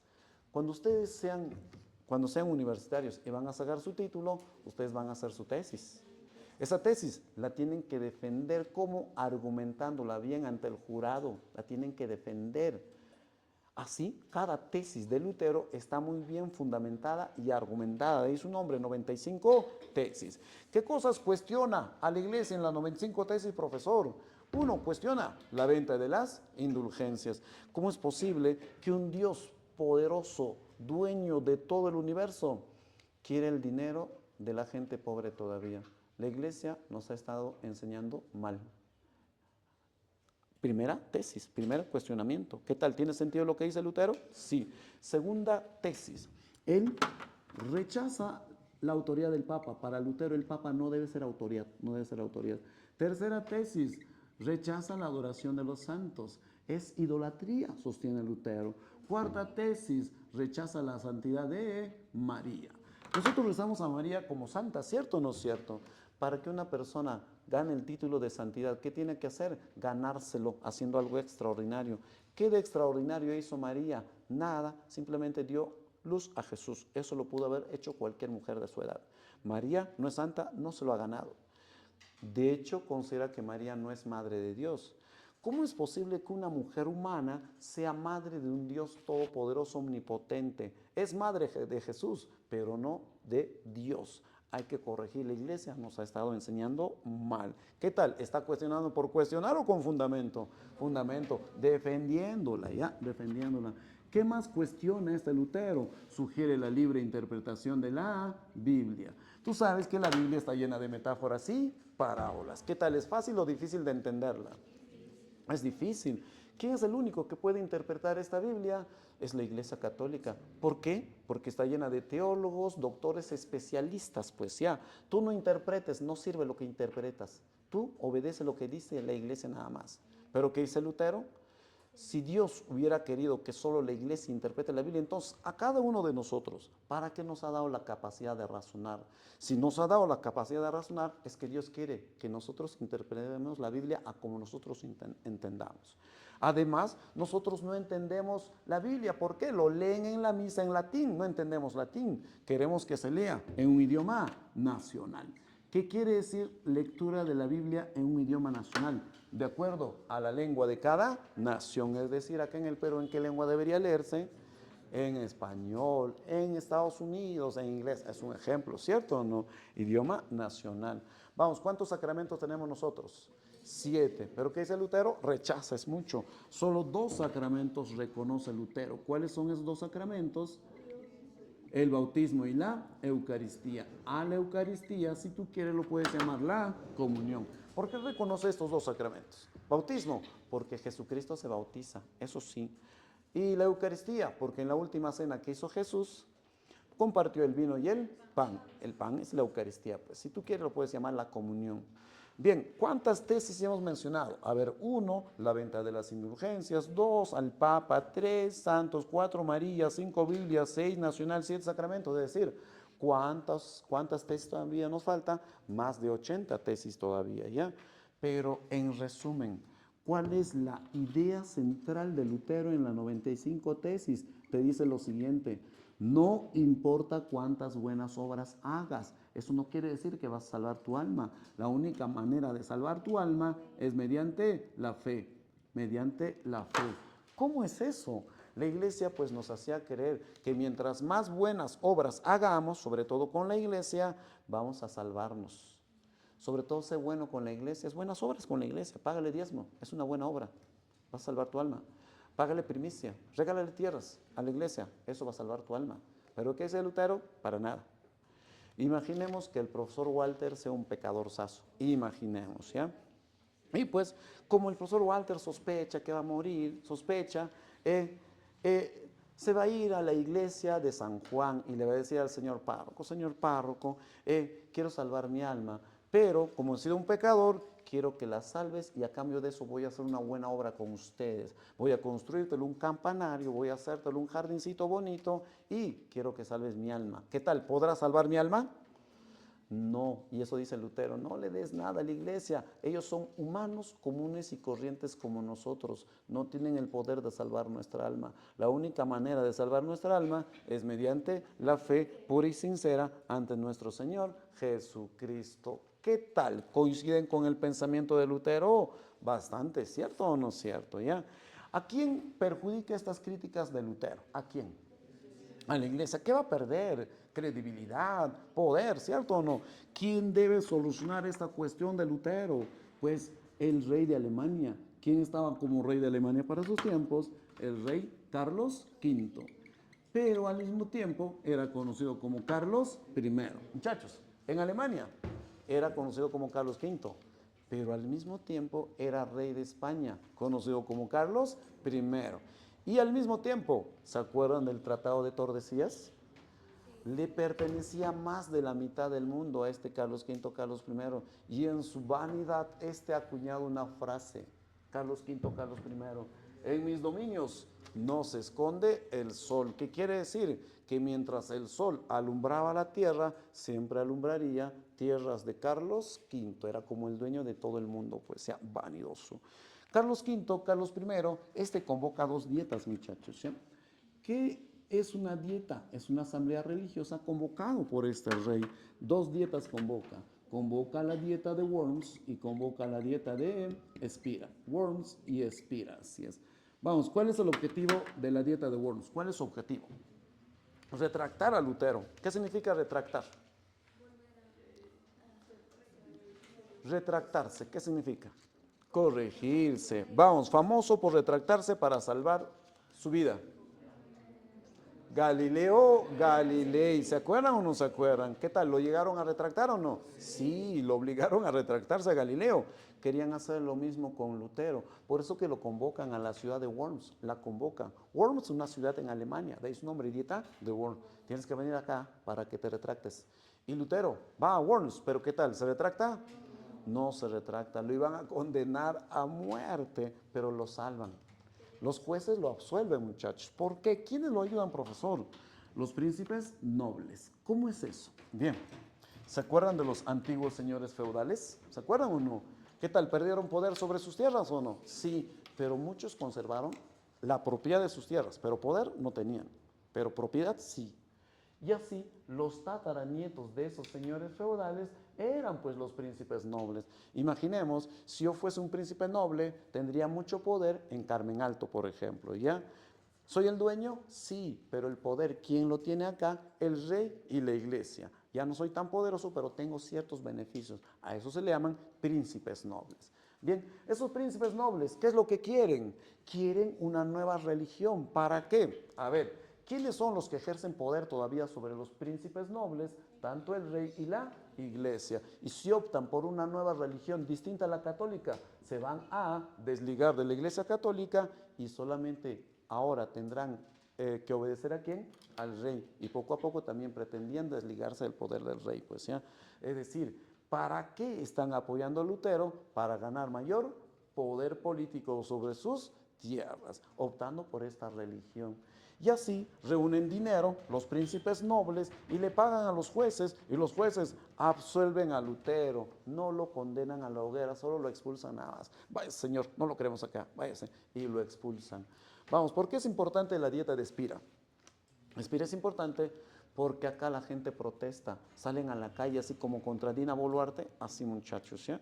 Y pues exigiendo que acepten su religión, acepten nuestra religión, rey Carlos V. ¿Y qué dice Carlos V? ¿Qué piensa esta gente? Que por el hecho que protesta yo voy a aceptar su religión. Los protestantes. Es decir, acá en la dieta de Spira se utiliza por primera vez el término protestante. ¿Qué es un protestante en el aspecto religioso? ¿Qué es un protestante? Un protestante es un cristiano, pero que no es católico. ¿Cómo es eso? Sabemos que el cristianismo tiene muchas ramas tiene el cristianismo, ¿ya? Una de esas ramas es la nuestra, el católico, pues, ¿ya? Llamado cristianismo romano, ¿se acuerdan o no se acuerdan? Los romanos lo han creado, pues, ¿ya? Es una rama, pero hay muchas ramas del cristianismo. Y al cristianismo, al cristiano que no es católico, ¿cómo se le llama? Protestante. ¿La captaron o no la captaron? ¿Ya? Un protestante es un cristiano no católico. ¿Cuándo por primera vez se va a utilizar el término protestante para referirse a ellos? En la dieta de Spira. Vamos, repitan conmigo, Worms. Spira. ¿Cuál es el objetivo de la dieta de Worms? ¿Qué se retracte? ¿Se retracta? No. ¿Por qué es importante la dieta de Spira? Por primera vez, ¿qué se usa? El término protestante. Y de hecho no solamente van a protestar, sino también va a haber guerras entre católicos y luteranos. Guerras. Pero finalmente prevalece la paz. Se firma un tratado de paz. La paz de Augsburgo. La paz de Augsburgo, así es. Augsburgo es el nombre de una ciudad. Es una ciudad. Acá se firma un tratado de paz, donde Alemania acepta y reconoce a esta nueva religión luterana. Por lo tanto, ¿qué tipo de libertad les está dando con la paz de Augsburgo a los luteranos? ¿Una libertad económica o religiosa? Religiosa. Muchachos, ha nacido una nueva religión. ¿Cuál es? El luteranismo. ¿En qué país? Alemania. ¿Cómo es el luteranismo, profesor? ¿Cómo es? ¿Es cristiano? Sí, pero no es católico, pues, no es católico. Por lo tanto, si no es católico, ¿el Papa católico ejercerá poder en esta iglesia luterana? No, es una iglesia independiente. Por lo tanto, ellos no consideran al Papa como autoridad de la iglesia luterana. Para los luteranos, ellos no adoran a los santos, eso es idolatría. Para los luteranos, María no es santa, María no es madre de Dios. Para los luteranos, tienen su propia interpretación de la Biblia. Los luteranos solo consideran 2 sacramentos. ¿Cuáles? Bautismo, Eucaristía. Ha nacido una nueva religión. Bien, el luteranismo. Pero el protestantismo se expande y llega hasta Francia. ¿Hablamos de quién? De Juan Calvino. Hablamos de Juan Calvino. Bien, Juan Calvino, ¿de qué país es este muchacho? Él es de Francia, pero ¿dónde aplica sus ideas? En Suiza. ¿En qué ciudad? En Ginebra. En Ginebra, muchachos, ¿ya? En Ginebra. Bien. Calvino es hijo de un notario muy estricto, muy disciplinado, este notario, muchachos. Por lo tanto, Calvino, ¿qué tipo de formación habrá tenido por parte de su padre? Disciplinada. ¿Ustedes han visto a los muchachos así, disciplinados en clase quizá? Sí, ellos han tenido una buena formación, una buena formación. Tú que estás así apenitas, no has tenido una buena formación, ¿ya? En cambio, Calvino sí, el doble de disciplinado, ¿ya? Este Calvino. De hecho, Calvino estudia leyes por influencia de su padre. Él también le gustan las leyes, se estudia leyes. Pero cuando muere el padre de Calvino, Calvino opta por una segunda carrera, teología. Le gusta la teología y con sus estudios de teología tiene contactos con las ideas de Lutero. Y le gustan las ideas de Lutero también. ¿Qué tal? ¿Alguien con una mentalidad crítica le gustarán nuevas ideas o no? Sí, por eso que a Calvino, que tenía una mentalidad crítica, le gustan las ideas críticas de Lutero, le atrae. Pero ¿a quién es el que no le gusta? Al rey de Francia. Así que lo expulsa. Vaya, señor, usted es un mal ejemplo para los franceses, váyase. Y lo expulsa. Y así Calvino, vagando, ¿dónde va a llegar? A Suiza, a Suiza. Muchachos, Suiza es el país donde se fabrican los mejores relojes. ¿De qué marca? Ocasio. No, Rolex, pues muchachos, ya Rolex. Bien, pero cuando llega a Suiza, a Ginebra, Ginebra era pecadora todavía. Era pecadora, robos, asaltos, violaciones, de todo, muchachos. Ya, como era católica, era pecadora. Y acá, Calvino aplicará sus reformas para corregir y reformar a Ginebra. Por lo tanto, el calvinismo, ¿dónde se aplica? ¿En Francia o en Suiza? Suiza, exactamente. ¿En qué ciudad? En Ginebra, muchachos, ¿ya? Pero no lo hace solito, lo hace con el apoyo del consistorio. ¿Qué es el consistorio? El consistorio, jóvenes, es una asamblea de ancianos, ancianos muy influyentes, y ellos lo ayudan a Calvino. Y con su apoyo del consistorio, Calvino aplica con mano dura. ¿No ves que es disciplinado? ¿Cierto o no cierto? ¿Ya? Aplica reformas acá en Ginebra, prohíbe muchas cosas, prohíbe el alcohol, no más alcohol, no más borrachos, no más borrachos, prohíbe el alcohol. ¿Por qué? Porque incita al pecado, pues, entonces hay que liberarnos del pecado. Prohíbe las fiestas, no más fiestas, muchachos, ¿ya? ¿Por qué? Porque incita al pecado. A nosotros los varones nos prohíbe llevar la cabellera larga. ¿Por qué? Porque para esos tiempos, para las mujeres, vernos con la cabellera larga era muy atractivo y las mujeres pensaban cosas libidinosas en su mente. Mejor, muchachos, córtense, hay que evitar el pecado. Teníamos que cortarnos. A las mujeres se les prohíbe llevar la ropa muy ceñida y muy descubierta. ¿Qué significa ceñida? Apretada, porque incita al pecado también. Imagínense a un Calvino como alcalde de Huamanga, muchachos. ¿Ya? Así de estricto, disciplinado era este. ¿Y a qué convierte a Ginebra? En una buena ciudad. Ahora Ginebra ya no peca, ya no toma, ahora canta, reza, muchachos. ¿Ya? Y la convirtió en una buena ciudad. De hecho, acá en Ginebra, este Calvino escribe su obrita. ¿Cómo se llama su obrita? La institución cristiana. La institución cristiana. ¿De qué nos habla en esta obra la institución cristiana? Esta sí es una obra, a diferencia de Lutero, que son panfletos, ¿cierto o no? Este sí es un libro, ¿ya? ¿De qué nos habla en la institución cristiana? Nos habla de la predestinación. ¿Qué entienden ustedes por predestinación, jóvenes? ¿Qué entienden? Que nuestro futuro, nuestro destino ya está escrito. ¿Qué tal creen ustedes en eso? ¿Cómo es eso? Poco, ¿es sí o no, muchachos? Bien, bien, al final eso depende de cada uno. ¿Qué nos dice este Calvino? Que todos ya nacemos con un destino establecido. Nacemos como una especie de libreto del cual nosotros no podemos escapar. Somos actores de este libreto que no podemos cambiar. Desde el momento en que nuestras madres nos conciben en su vientre, Dios ya sabe si al morirnos nos vamos a ir al cielo o al infierno. Bien, de acuerdo a eso, ¿qué tal? ¿Qué tal para Calvino? ¿Será necesario hacer buenas obras para salvar nuestras almas? ¿Sí o no? ¿Qué dicen? Ya no, pues ¿por qué no? Porque ya estás predestinado, ya, pues no lo vas a hacer, no lo vas a poder cambiar. Vamos, para Lutero, ¿era necesario hacer buenas obras para salvar nuestras almas? ¿Por qué no? Solo mediante la fe. ¿Qué tal? ¿Coinciden o no?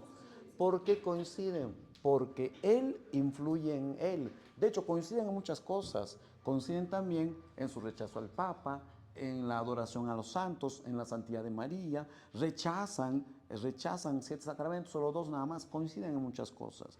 Vamos, ¿quién habla de predestinación? ¿Lutero o Calvino? Y de hecho Calvino nos dice que se puede saber quiénes están predestinados a salvarse. Se puede saber. Las personas que están predestinadas a salvarse emiten ciertas señales. Por ejemplo, si una persona es austera, que quiere decir que no gasta por las puras, está predestinado a salvarse porque Dios lo está guiando. Si una persona tiene buenas inversiones, está predestinado a salvarse. De ustedes, su buena inversión, ¿dónde está? En los estudios, en los libros, en los folletos, ¿cierto o no es cierto? ¿Ya? Si una persona es exitosa en el comercio, está predestinada a salvarse. Si una persona tiene dinero en los bancos, en sus bolsillos, pues está predestinada a salvarse. Dígame, ¿ese pensamiento de quién es? ¿Del campesino o del burgués? ¿Por qué el pensamiento burgués está en la doctrina calvinista? ¿Por qué? Porque lo financiaron los burgueses. ¿Se acuerdan qué era el consistorio? ¿Qué era? ¿Qué era el consistorio? Era el consejo de ancianos influyentes, yo les decía. ¿Y qué tipo de ancianos son estos? Burgueses poderosos. Y los apoyaron pues a Lutero, a Calvino. Calvino, te vamos a apoyar, pero con una condición, que cambies el pensamiento de la gente a un pensamiento capitalista. Por lo tanto, díganme, ¿quién de los dos tiene una ideología más mercantilista, Lutero o Calvino? Calvino pues está a favor del mercantilismo. De hecho, Calvino tiene más seguidores, ¿ya? Tiene más seguidores. A los seguidores de Calvino en Inglaterra se les va a llamar puritanos. Puritanos. ¿Por qué se les llama puritanos? ¿Qué tipo de vida practican ellos? Pura. No toman, no beben, no asisten a fiestas, tienen una vida más pura. Bien, ha nacido una nueva religión. ¿Qué religión es esa? Calvinismo. ¿Dónde, muchachos? En Suiza. A ver si la has captado. Cuadro comparativo, ¿ya? Martín Lutero y Juan Calvino. Vamos, Martín Lutero, ¿de qué país? ¿A qué orden pertenece? A los agustinos. No pasa nada. Vamos, Calvino, ¿de qué país? ¿Pero dónde aplica sus ideas? ¿En qué ciudad? A ver, Lutero, su obra, ¿cómo se llama? 95 tesis. Idea central. La fe. Calvino, su obra. Idea central. Predestinación. ¿Cuántos sacramentos coinciden los dos? ¿Cuáles? Y recuerden que coinciden en muchas cosas más. ¿Ah? Vamos, ¿qué clase social apoya a Lutero? No. Los príncipes nobles, muchachos, ¿ya? ¿Y a Calvino? La burguesía. Ha nacido una nueva religión, el calvinismo. El protestantismo se expande y llega hasta Inglaterra. Hablamos del rey Enrique VIII. Enrique VIII, ¿ya? Enrique VIII pertenece a una dinastía famosa de Inglaterra, a la dinastía Tudor. Se pronuncia Tudor, Tudor, ¿ya? Tudor. Bien, Enrique VIII, ¿qué es? ¿Católico o protestante? ¿Qué es? Es un protestante como ellos, pues si no, no lo pondríamos ahí, pues muchachos, ¿ya? Protestante. Pero en un principio era un católico, muchachos. Pero el problema de este Enrique VIII es que era un mujeriego, este Enrique VIII, ¿ya? Era un mujeriego. A pesar de que estaba casado con una buena señora, estaba casado con la señora Catalina de Aragón. Vamos, si digo Aragón, ¿de qué país es? España. Por lo tanto, ¿a qué religión pertenecerá? Católica.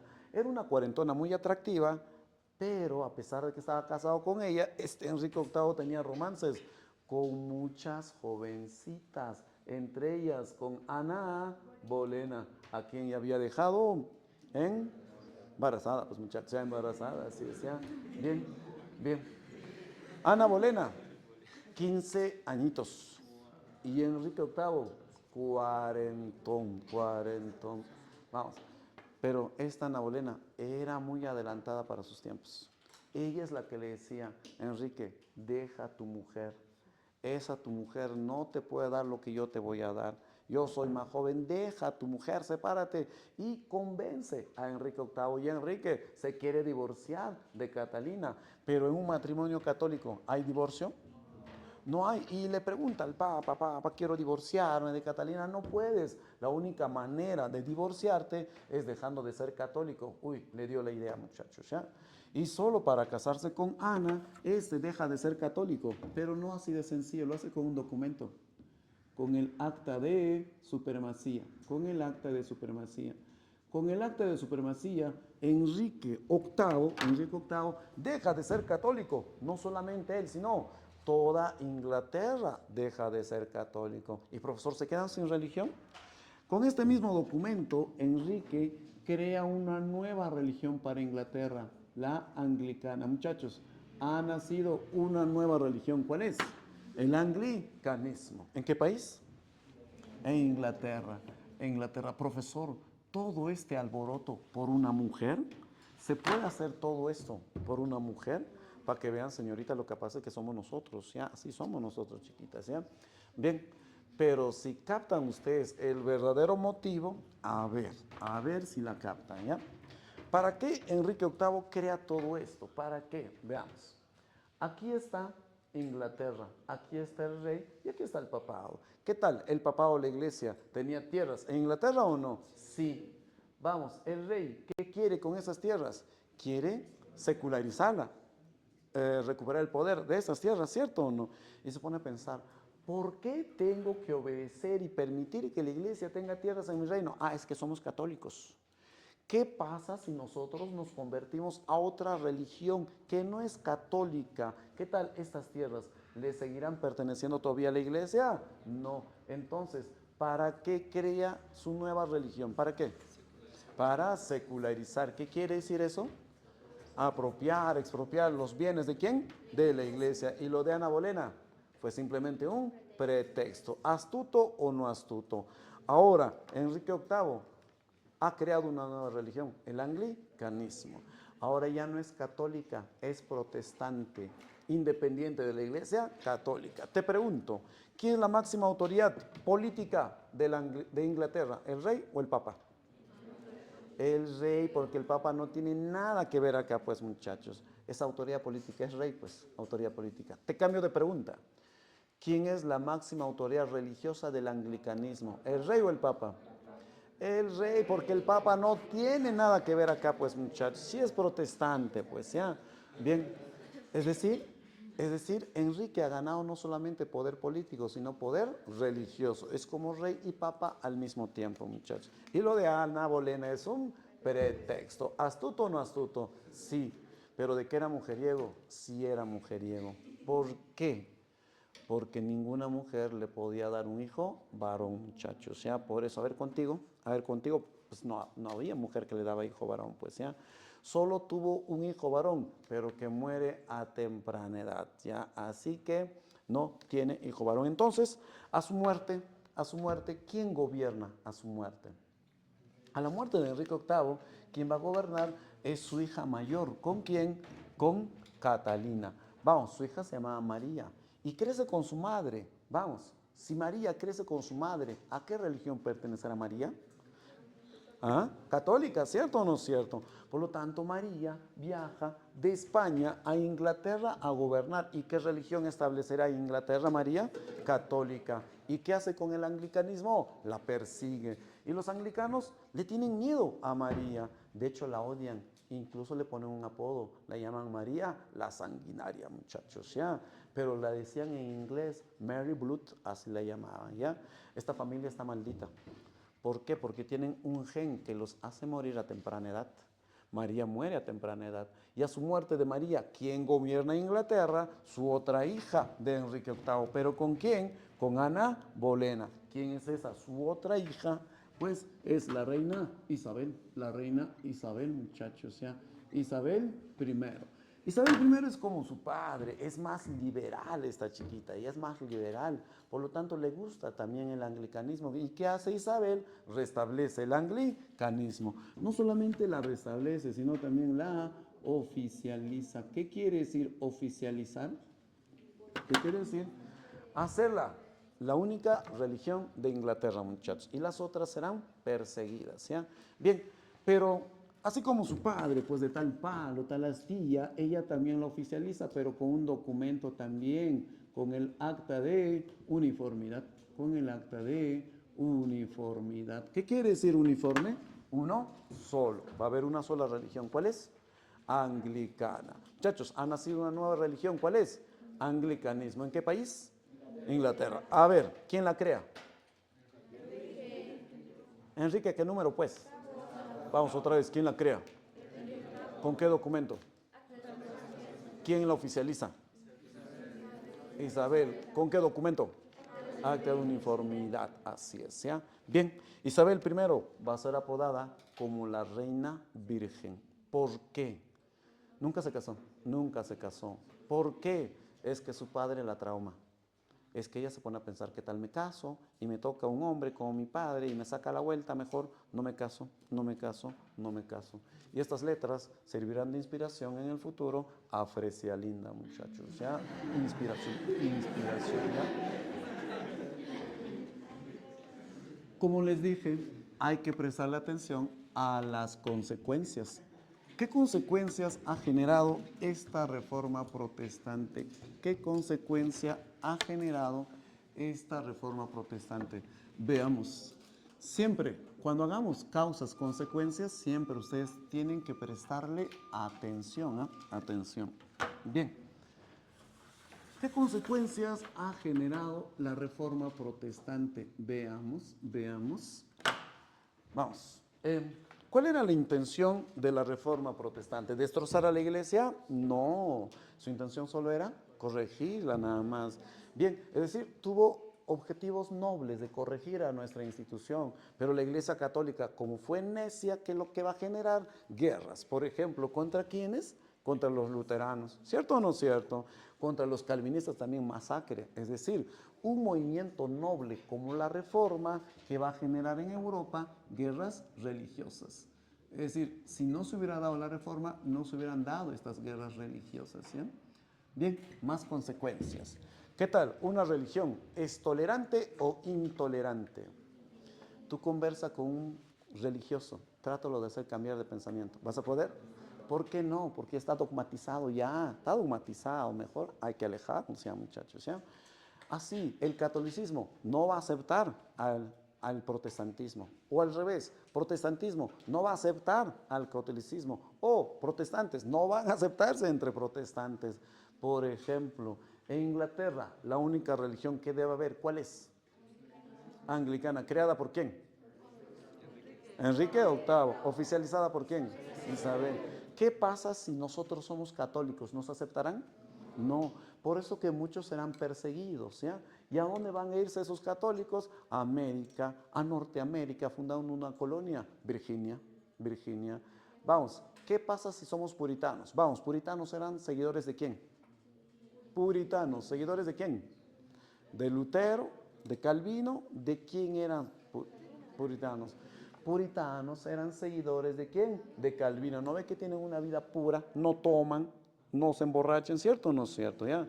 ¿Pero en qué país? En Inglaterra. Si tú eres puritano, ¿qué tal? ¿Te aceptarán en Inglaterra? No, eran perseguidos. Y estos puritanos también huyen. ¿A dónde? A América, sobre todo a Norteamérica, fundando la segunda colonia, Massachusetts, muchachos. ¿Ya? Vamos, ¿qué tipo de economía llegaron los puritanos? Llevaron a Norteamérica, ¿agrícola o comercial? ¿Qué dicen? Claro, porque los calvinistas, ¿qué tipo de ideología tienen? Mercantilista, llevando el pensamiento industrial, comercial a Norteamérica, sentando las bases del capitalismo norteamericano. ¿Qué hubiera pasado si estos puritanos hubieran llegado al Perú? ¿Qué sería del Perú ahora? Industrializada, potencia, ¿cierto o no? Hasta en eso tuvimos mala suerte, pues muchachos, ya tuvimos mala suerte, ¿ya? Bien, entonces, ¿qué estamos observando? Estamos observando una emigración de Europa. ¿A dónde? A América, a América, Norteamérica y también a América, Centroamérica y a Sudamérica también llegaron, ¿ya? Bien, más consecuencias. Vamos, antes, ¿cómo era nuestra iglesia católica? ¿Una sola o no? Sí, pero ¿qué pasó ahora? Se quebró, se rompió. Surgen nuevas religiones, por ejemplo, en Alemania, luteranismo. En Suiza, calvinismo. En Inglaterra, anglicanismo. Y con el tiempo, más religiones. Por ejemplo, evangelismo, adventismo, mormonismo, pentecostismo y así sucesivamente. ¿Qué pasó con la unidad de la Iglesia Católica? ¿Sigue siendo una sola? Se quebró, se quebró. Vamos. ¿Puedo decir que se dio un cisma? Sí. Cisma católico. ¿Qué significa cisma? División. ¿Por cuánto tiempo? Para siempre. Ya no es una sola la Iglesia Católica. ¿Qué nuevas religiones nacen? Las religiones protestantes. Las religiones protestantes. Te pregunto, protestantismo en Alemania. En Alemania. Luteranismo. En Suiza. En Inglaterra. A ver, al revés, luteranismo. ¿En qué país? Sí, calvinismo. Anglicanismo. Inglaterra. ¿Qué tal? ¿Estas religiones nacieron en cada nación o no? Sí, y si tú quieres puedes llamarlo religiones nacionales. ¿Por qué? Porque nacieron en cada nación. Pero ¿por qué nacieron en cada nación? ¿Por fe? A ver, veamos. ¿Por intereses o no? A ver, dígame. ¿Por qué el luteranismo es apoyado en Alemania? ¿Por qué es apoyado? ¿Por fe? Por intereses. ¿Qué intereses? ¿Quiénes tenían interés en esto? Los príncipes nobles querían mayor autonomía política, ¿cierto o no cierto? ¿Ves? La fe va al segundo plano. ¿Cuáles son los intereses del protestantismo en Suiza? Burgueses, mercantilistas, capitalistas, ¿cierto o no cierto?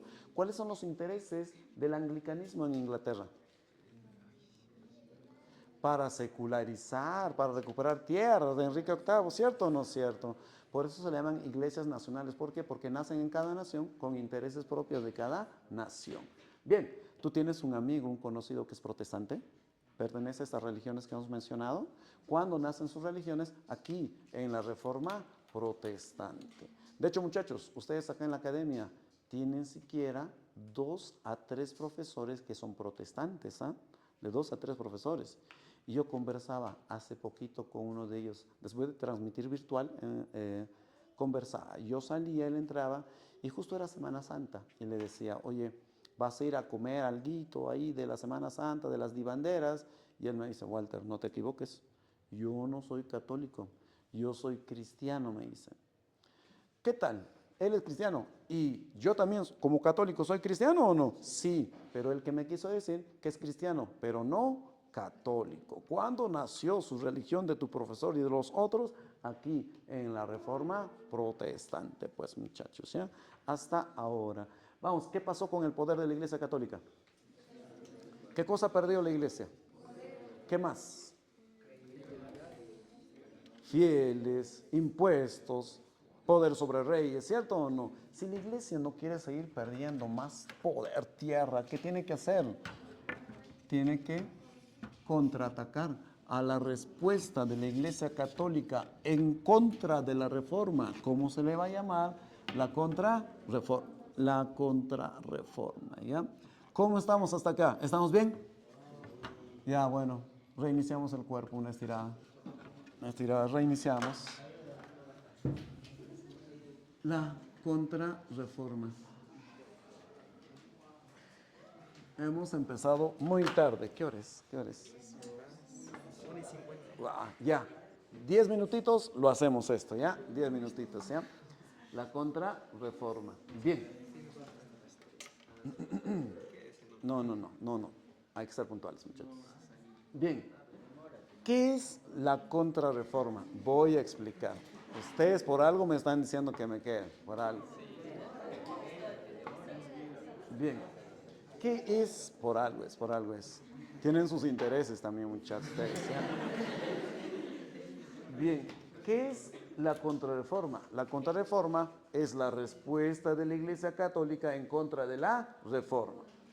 Bien, en la contrarreforma, la Iglesia Católica se plantea muchos objetivos, muchachos, ¿ya? Se plantea muchos objetivos. Uno de los objetivos es refutar a la Iglesia Católica. ¿Qué entienden ustedes por refutar?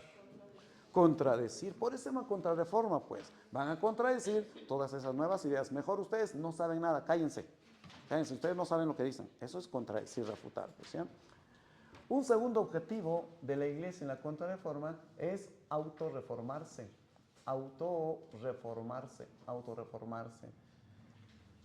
¿Cómo es eso? A ver, ¿qué pasa si en un salón los estudiantes que quieren ingresar cometen los mismos errores de siempre? ¿Ingresarán? ¿Qué pasa si en un salón el estudiante llega tarde, el estudiante se siente intencionalmente atrás para hacer bulla, para que el profesor no me vea? ¿Qué pasa si el estudiante ahí está haciendo bulla, conversando? No va a ingresar, tiene malas amistades, no va a ingresar. Por lo tanto, ¿qué tienen que hacer para cambiar el resultado? ¿Ustedes mismos? Corregirse, ¿cierto o no es cierto? ¿O sus papás los van a corregir? No, ustedes mismos. Acá, igual la Iglesia Católica, si no quiere seguir perdiendo fieles, seguidores, ¿qué tiene que hacer la Iglesia? Ellos mismos, autorreformarse. Por eso que, ¿quién va a reformar ahora la Iglesia Católica? ¿Los protestantes o ellos mismos? Por eso que el nombre de la contrarreforma es la Reforma Católica. La Reforma Católica. Porque los católicos son los que reformarán ahora la Iglesia Católica. Bien, te pregunto, ¿cuál de las dos reformas? ¿La Reforma Protestante o la Reforma Católica? Es un movimiento que nace en el interior de la Iglesia Católica. ¿La Reforma Protestante o la Reforma Católica? En el interior. La católica, porque ahí a quienes corrigen los errores son los protestantes. ¿Y acá quiénes? Católicos. Pero Martín Lutero no trabajaba antes en la iglesia para darse cuenta. Sí, pero quienes lo van a financiar son personajes externos, ¿no? Externos, ¿no? Por ejemplo, la burguesía, por ejemplo, los nobles, ¿cierto o no es cierto? ¿Ya? Bueno, la lógica de la señorita también estaba bien, ¿ya? Bien, entonces, ¿qué movimiento nace desde el interior? Es la Reforma Católica, ¿ya? Bien, te pregunto, ¿con qué hecho se inicia la Reforma Protestante? ¿Con qué hecho se inicia la Reforma Protestante? Con la publicación de las 95 tesis. ¿De quién? De Martín Lutero. Vamos, y la contrarreforma. ¿Con qué hecho se inicia la contrarreforma?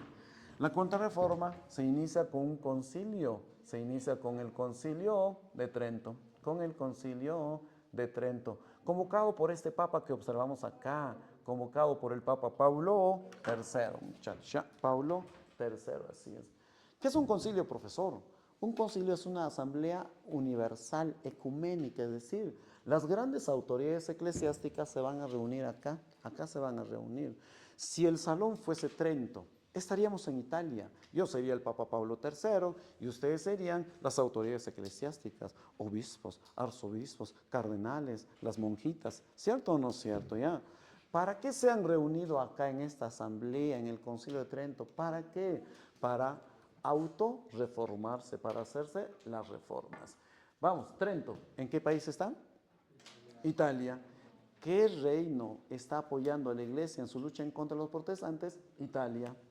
Italia, ¿cómo como sede? Italia siempre va a apoyar a la Iglesia Católica porque es sede del papado también, ¿cierto o no es cierto? ¿Ya? Vamos, si la captas bien, hay otro reino que apoya a la Iglesia en contra de los protestantes, España. España. Bien, España. En España se iba a iniciar la reforma, muchachos, ¿eh? Se iba a iniciar.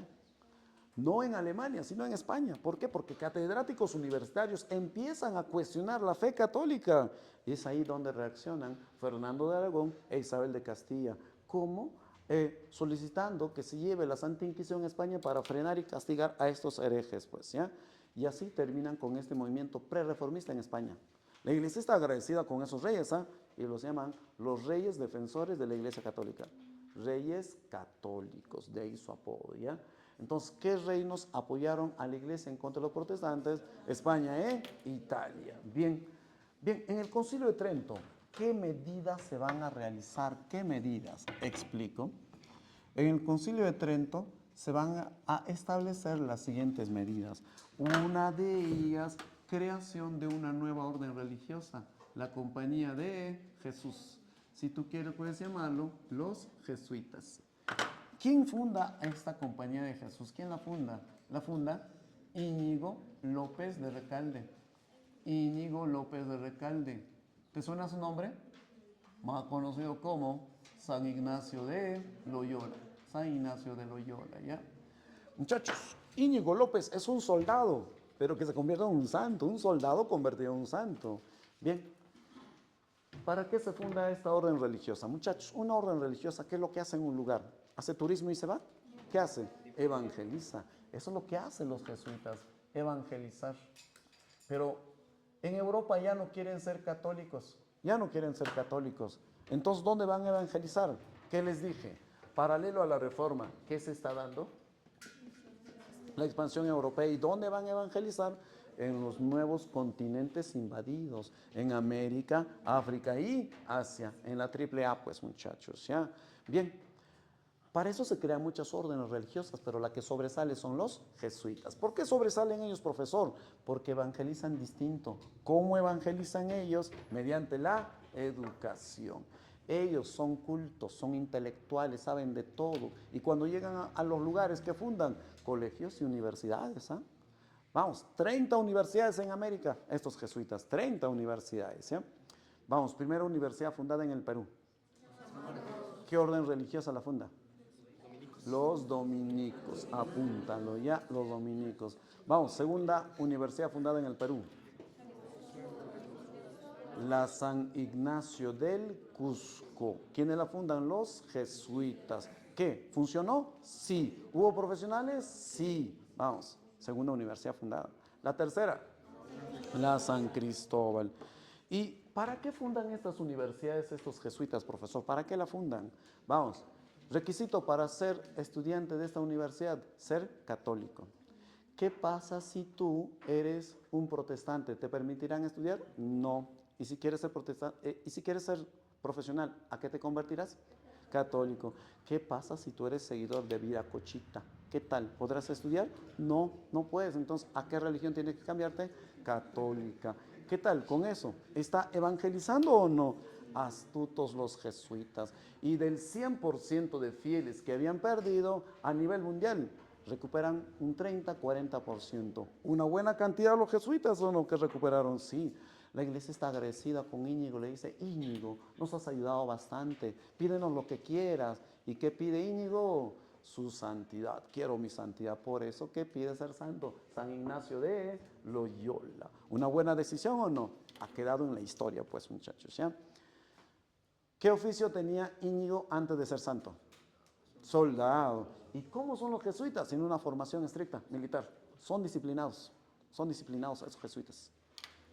Los jesuitas han hecho un juramento especial, obediencia absoluta al Papa. Si el Papa le dice mata, hasta pueden matar ellos. Combina estas dos características, obediencia al Papa y dos, formación militar. A ellos se les ha puesto un apodo, se les ha llamado el brazo armado del papado. Es como su ejército, es como los inmortales del rey persa, muchachos, pero del Papa, ¿ya? ¿La captaron o no la captaron? Bien. Vamos, otra medida que se va a tomar en el Concilio de Trento, otra medida. Vamos, ¿qué se va a establecer? El índex ¿Qué es el índice? Index significa índice, es una relación de libros prohibidos. ¿Qué tipo de libros prohibidos? Las 3X, ¿qué tipo de libros prohibidos? ¿Qué tipo de libros? Libros que atentan en contra de nuestra fe, muchachos, ¿ya? Tú no debes leer esos libros que atentan en contra de nuestra fe. Es decir, ¿qué libros atentan contra nuestra fe? Libros de ciencia y filosofía.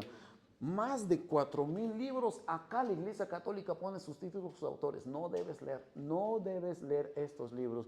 ¿Por qué? Porque nos quieren mantener en la ignorancia, pues, ¿ya? ¿Para qué? Para que nos sigamos quedando en la Iglesia Católica y sigamos obedeciendo sus normas de ellos, ¿ya? Entonces, el índice, ¿qué es el índice? Relación de libros prohibidos, ¿ya? ¿Qué tipo de libros hay acá? Ciencia y filosofía. No debes leer el índice. ¿Para qué está haciendo eso? Mantenerlos aún en la Iglesia Católica. ¿Qué tal? ¿Está cambiando la Iglesia? ¿Sí? Para nada, sigue siendo la misma corrupta, ¿ya? Vamos, ¿qué más se hace en el Concilio de Trento? Se va a crear el Tribunal del Santo Oficio. El Tribunal del Santo Oficio, ¿ya? Del Santo Oficio. Muchachos, ¿la Santa Inquisición era abusiva o no? Sí.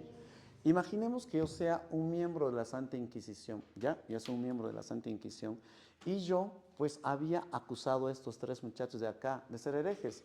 Pero ¿qué tal no lo eran? Para no desprestigiarme, sí o sí los tengo que condenar, sentenciar culpables. ¿Por qué? Porque no quiero quedar mal.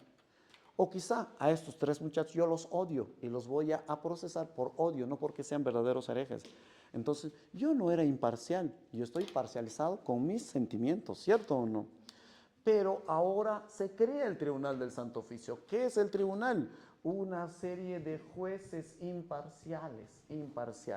Ya, yo voy a denunciar a estos muchachos, pero no los voy a procesar yo, sino ¿quiénes? Ellos. Entonces ellos verán si son culpables o inocentes. ¿Qué tal? ¿Están corrigiendo la Santa Inquisición? Algo, creando el Tribunal del Santo Oficio. Bien, pero ¿cuál es el principal acuerdo al que llega esta Iglesia Católica en el Concilio de Trento? Esta es la idea central, ¿ya? Esta es la esencia del tema, muchachos. ¿Cuál es el principal acuerdo del Concilio de Trento? Es que en el Concilio de Trento se reafirma el dogma católico. Se reafirma el dogma católico, ¿ya? ¿Qué entienden ustedes por reafirmar? ¿Qué entienden por reafirmar? Confirmar algo, ¿cierto o no es cierto? En este caso, ¿qué van a reafirmar? El pensamiento católico. ¿Cómo es eso? Veamos. ¿Qué había dicho Lutero y Calvino sobre la autoridad del Papa? ¿Debe ser autoridad? No. ¿Pero qué dice la Iglesia Católica en el Concilio de Trento? Para la Iglesia Católica, sí, el Papa es autoridad porque es representante de Jesús acá. ¿Qué tal? ¿Están reafirmando su dogma o no? Sí. Vamos, ¿qué dijo Lutero y Calvino sobre los santos? ¿Debe adorarse? No, era idolatría. ¿Pero qué van a decir los católicos en el Concilio de Trento? Sí, vamos a adorar a los santos porque son un ejemplo a seguir. ¿Qué dijo Calvino y Lutero sobre la santidad de María? ¿Era santa?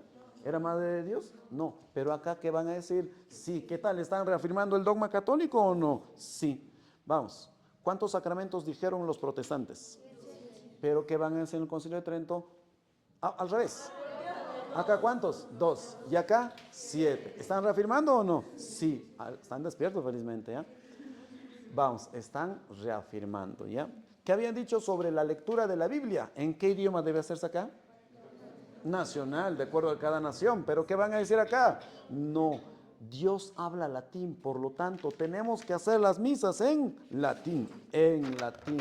Pero como estamos cambiando nosotros la Iglesia Católica y queremos ser buenos con ustedes, vamos a hacerlo en un latín, pero que hasta ustedes entiendan, en un latín vulgar, la Vulgata. Se crea una nueva Biblia con latín vulgar, un latín que hasta nosotros podemos comprender, muchachos, ¿ya? ¿Qué tal? ¿La Iglesia Católica aceptó las críticas? ¿Sí o no? No. Por eso es contradecir, lo contradijeron. ¿Qué tal? Pero la Iglesia Católica sigue teniendo el mismo poder. ¿Qué perdió la Iglesia Católica? Fieles, control de reyes, de territorio, ¿cierto o no? La Iglesia Católica, su poder cae muchachos, ya cae. ¿Tenía razón Juan Hus? Sí. ¿Quién lo destrozó? Martín Lutero. Que la Iglesia Católica se haya debilitado, ¿es bueno o malo para nosotros? ¿Por qué es bueno? ¿Qué pasa con el conocimiento? ¿Sigue teniendo frenos? No, avance. Por eso que viene el siglo de las luces. ¿Listo? ¿Se captó o no se captó? Listo, muchachos, nos vemos hasta la siguiente. Nos vemos.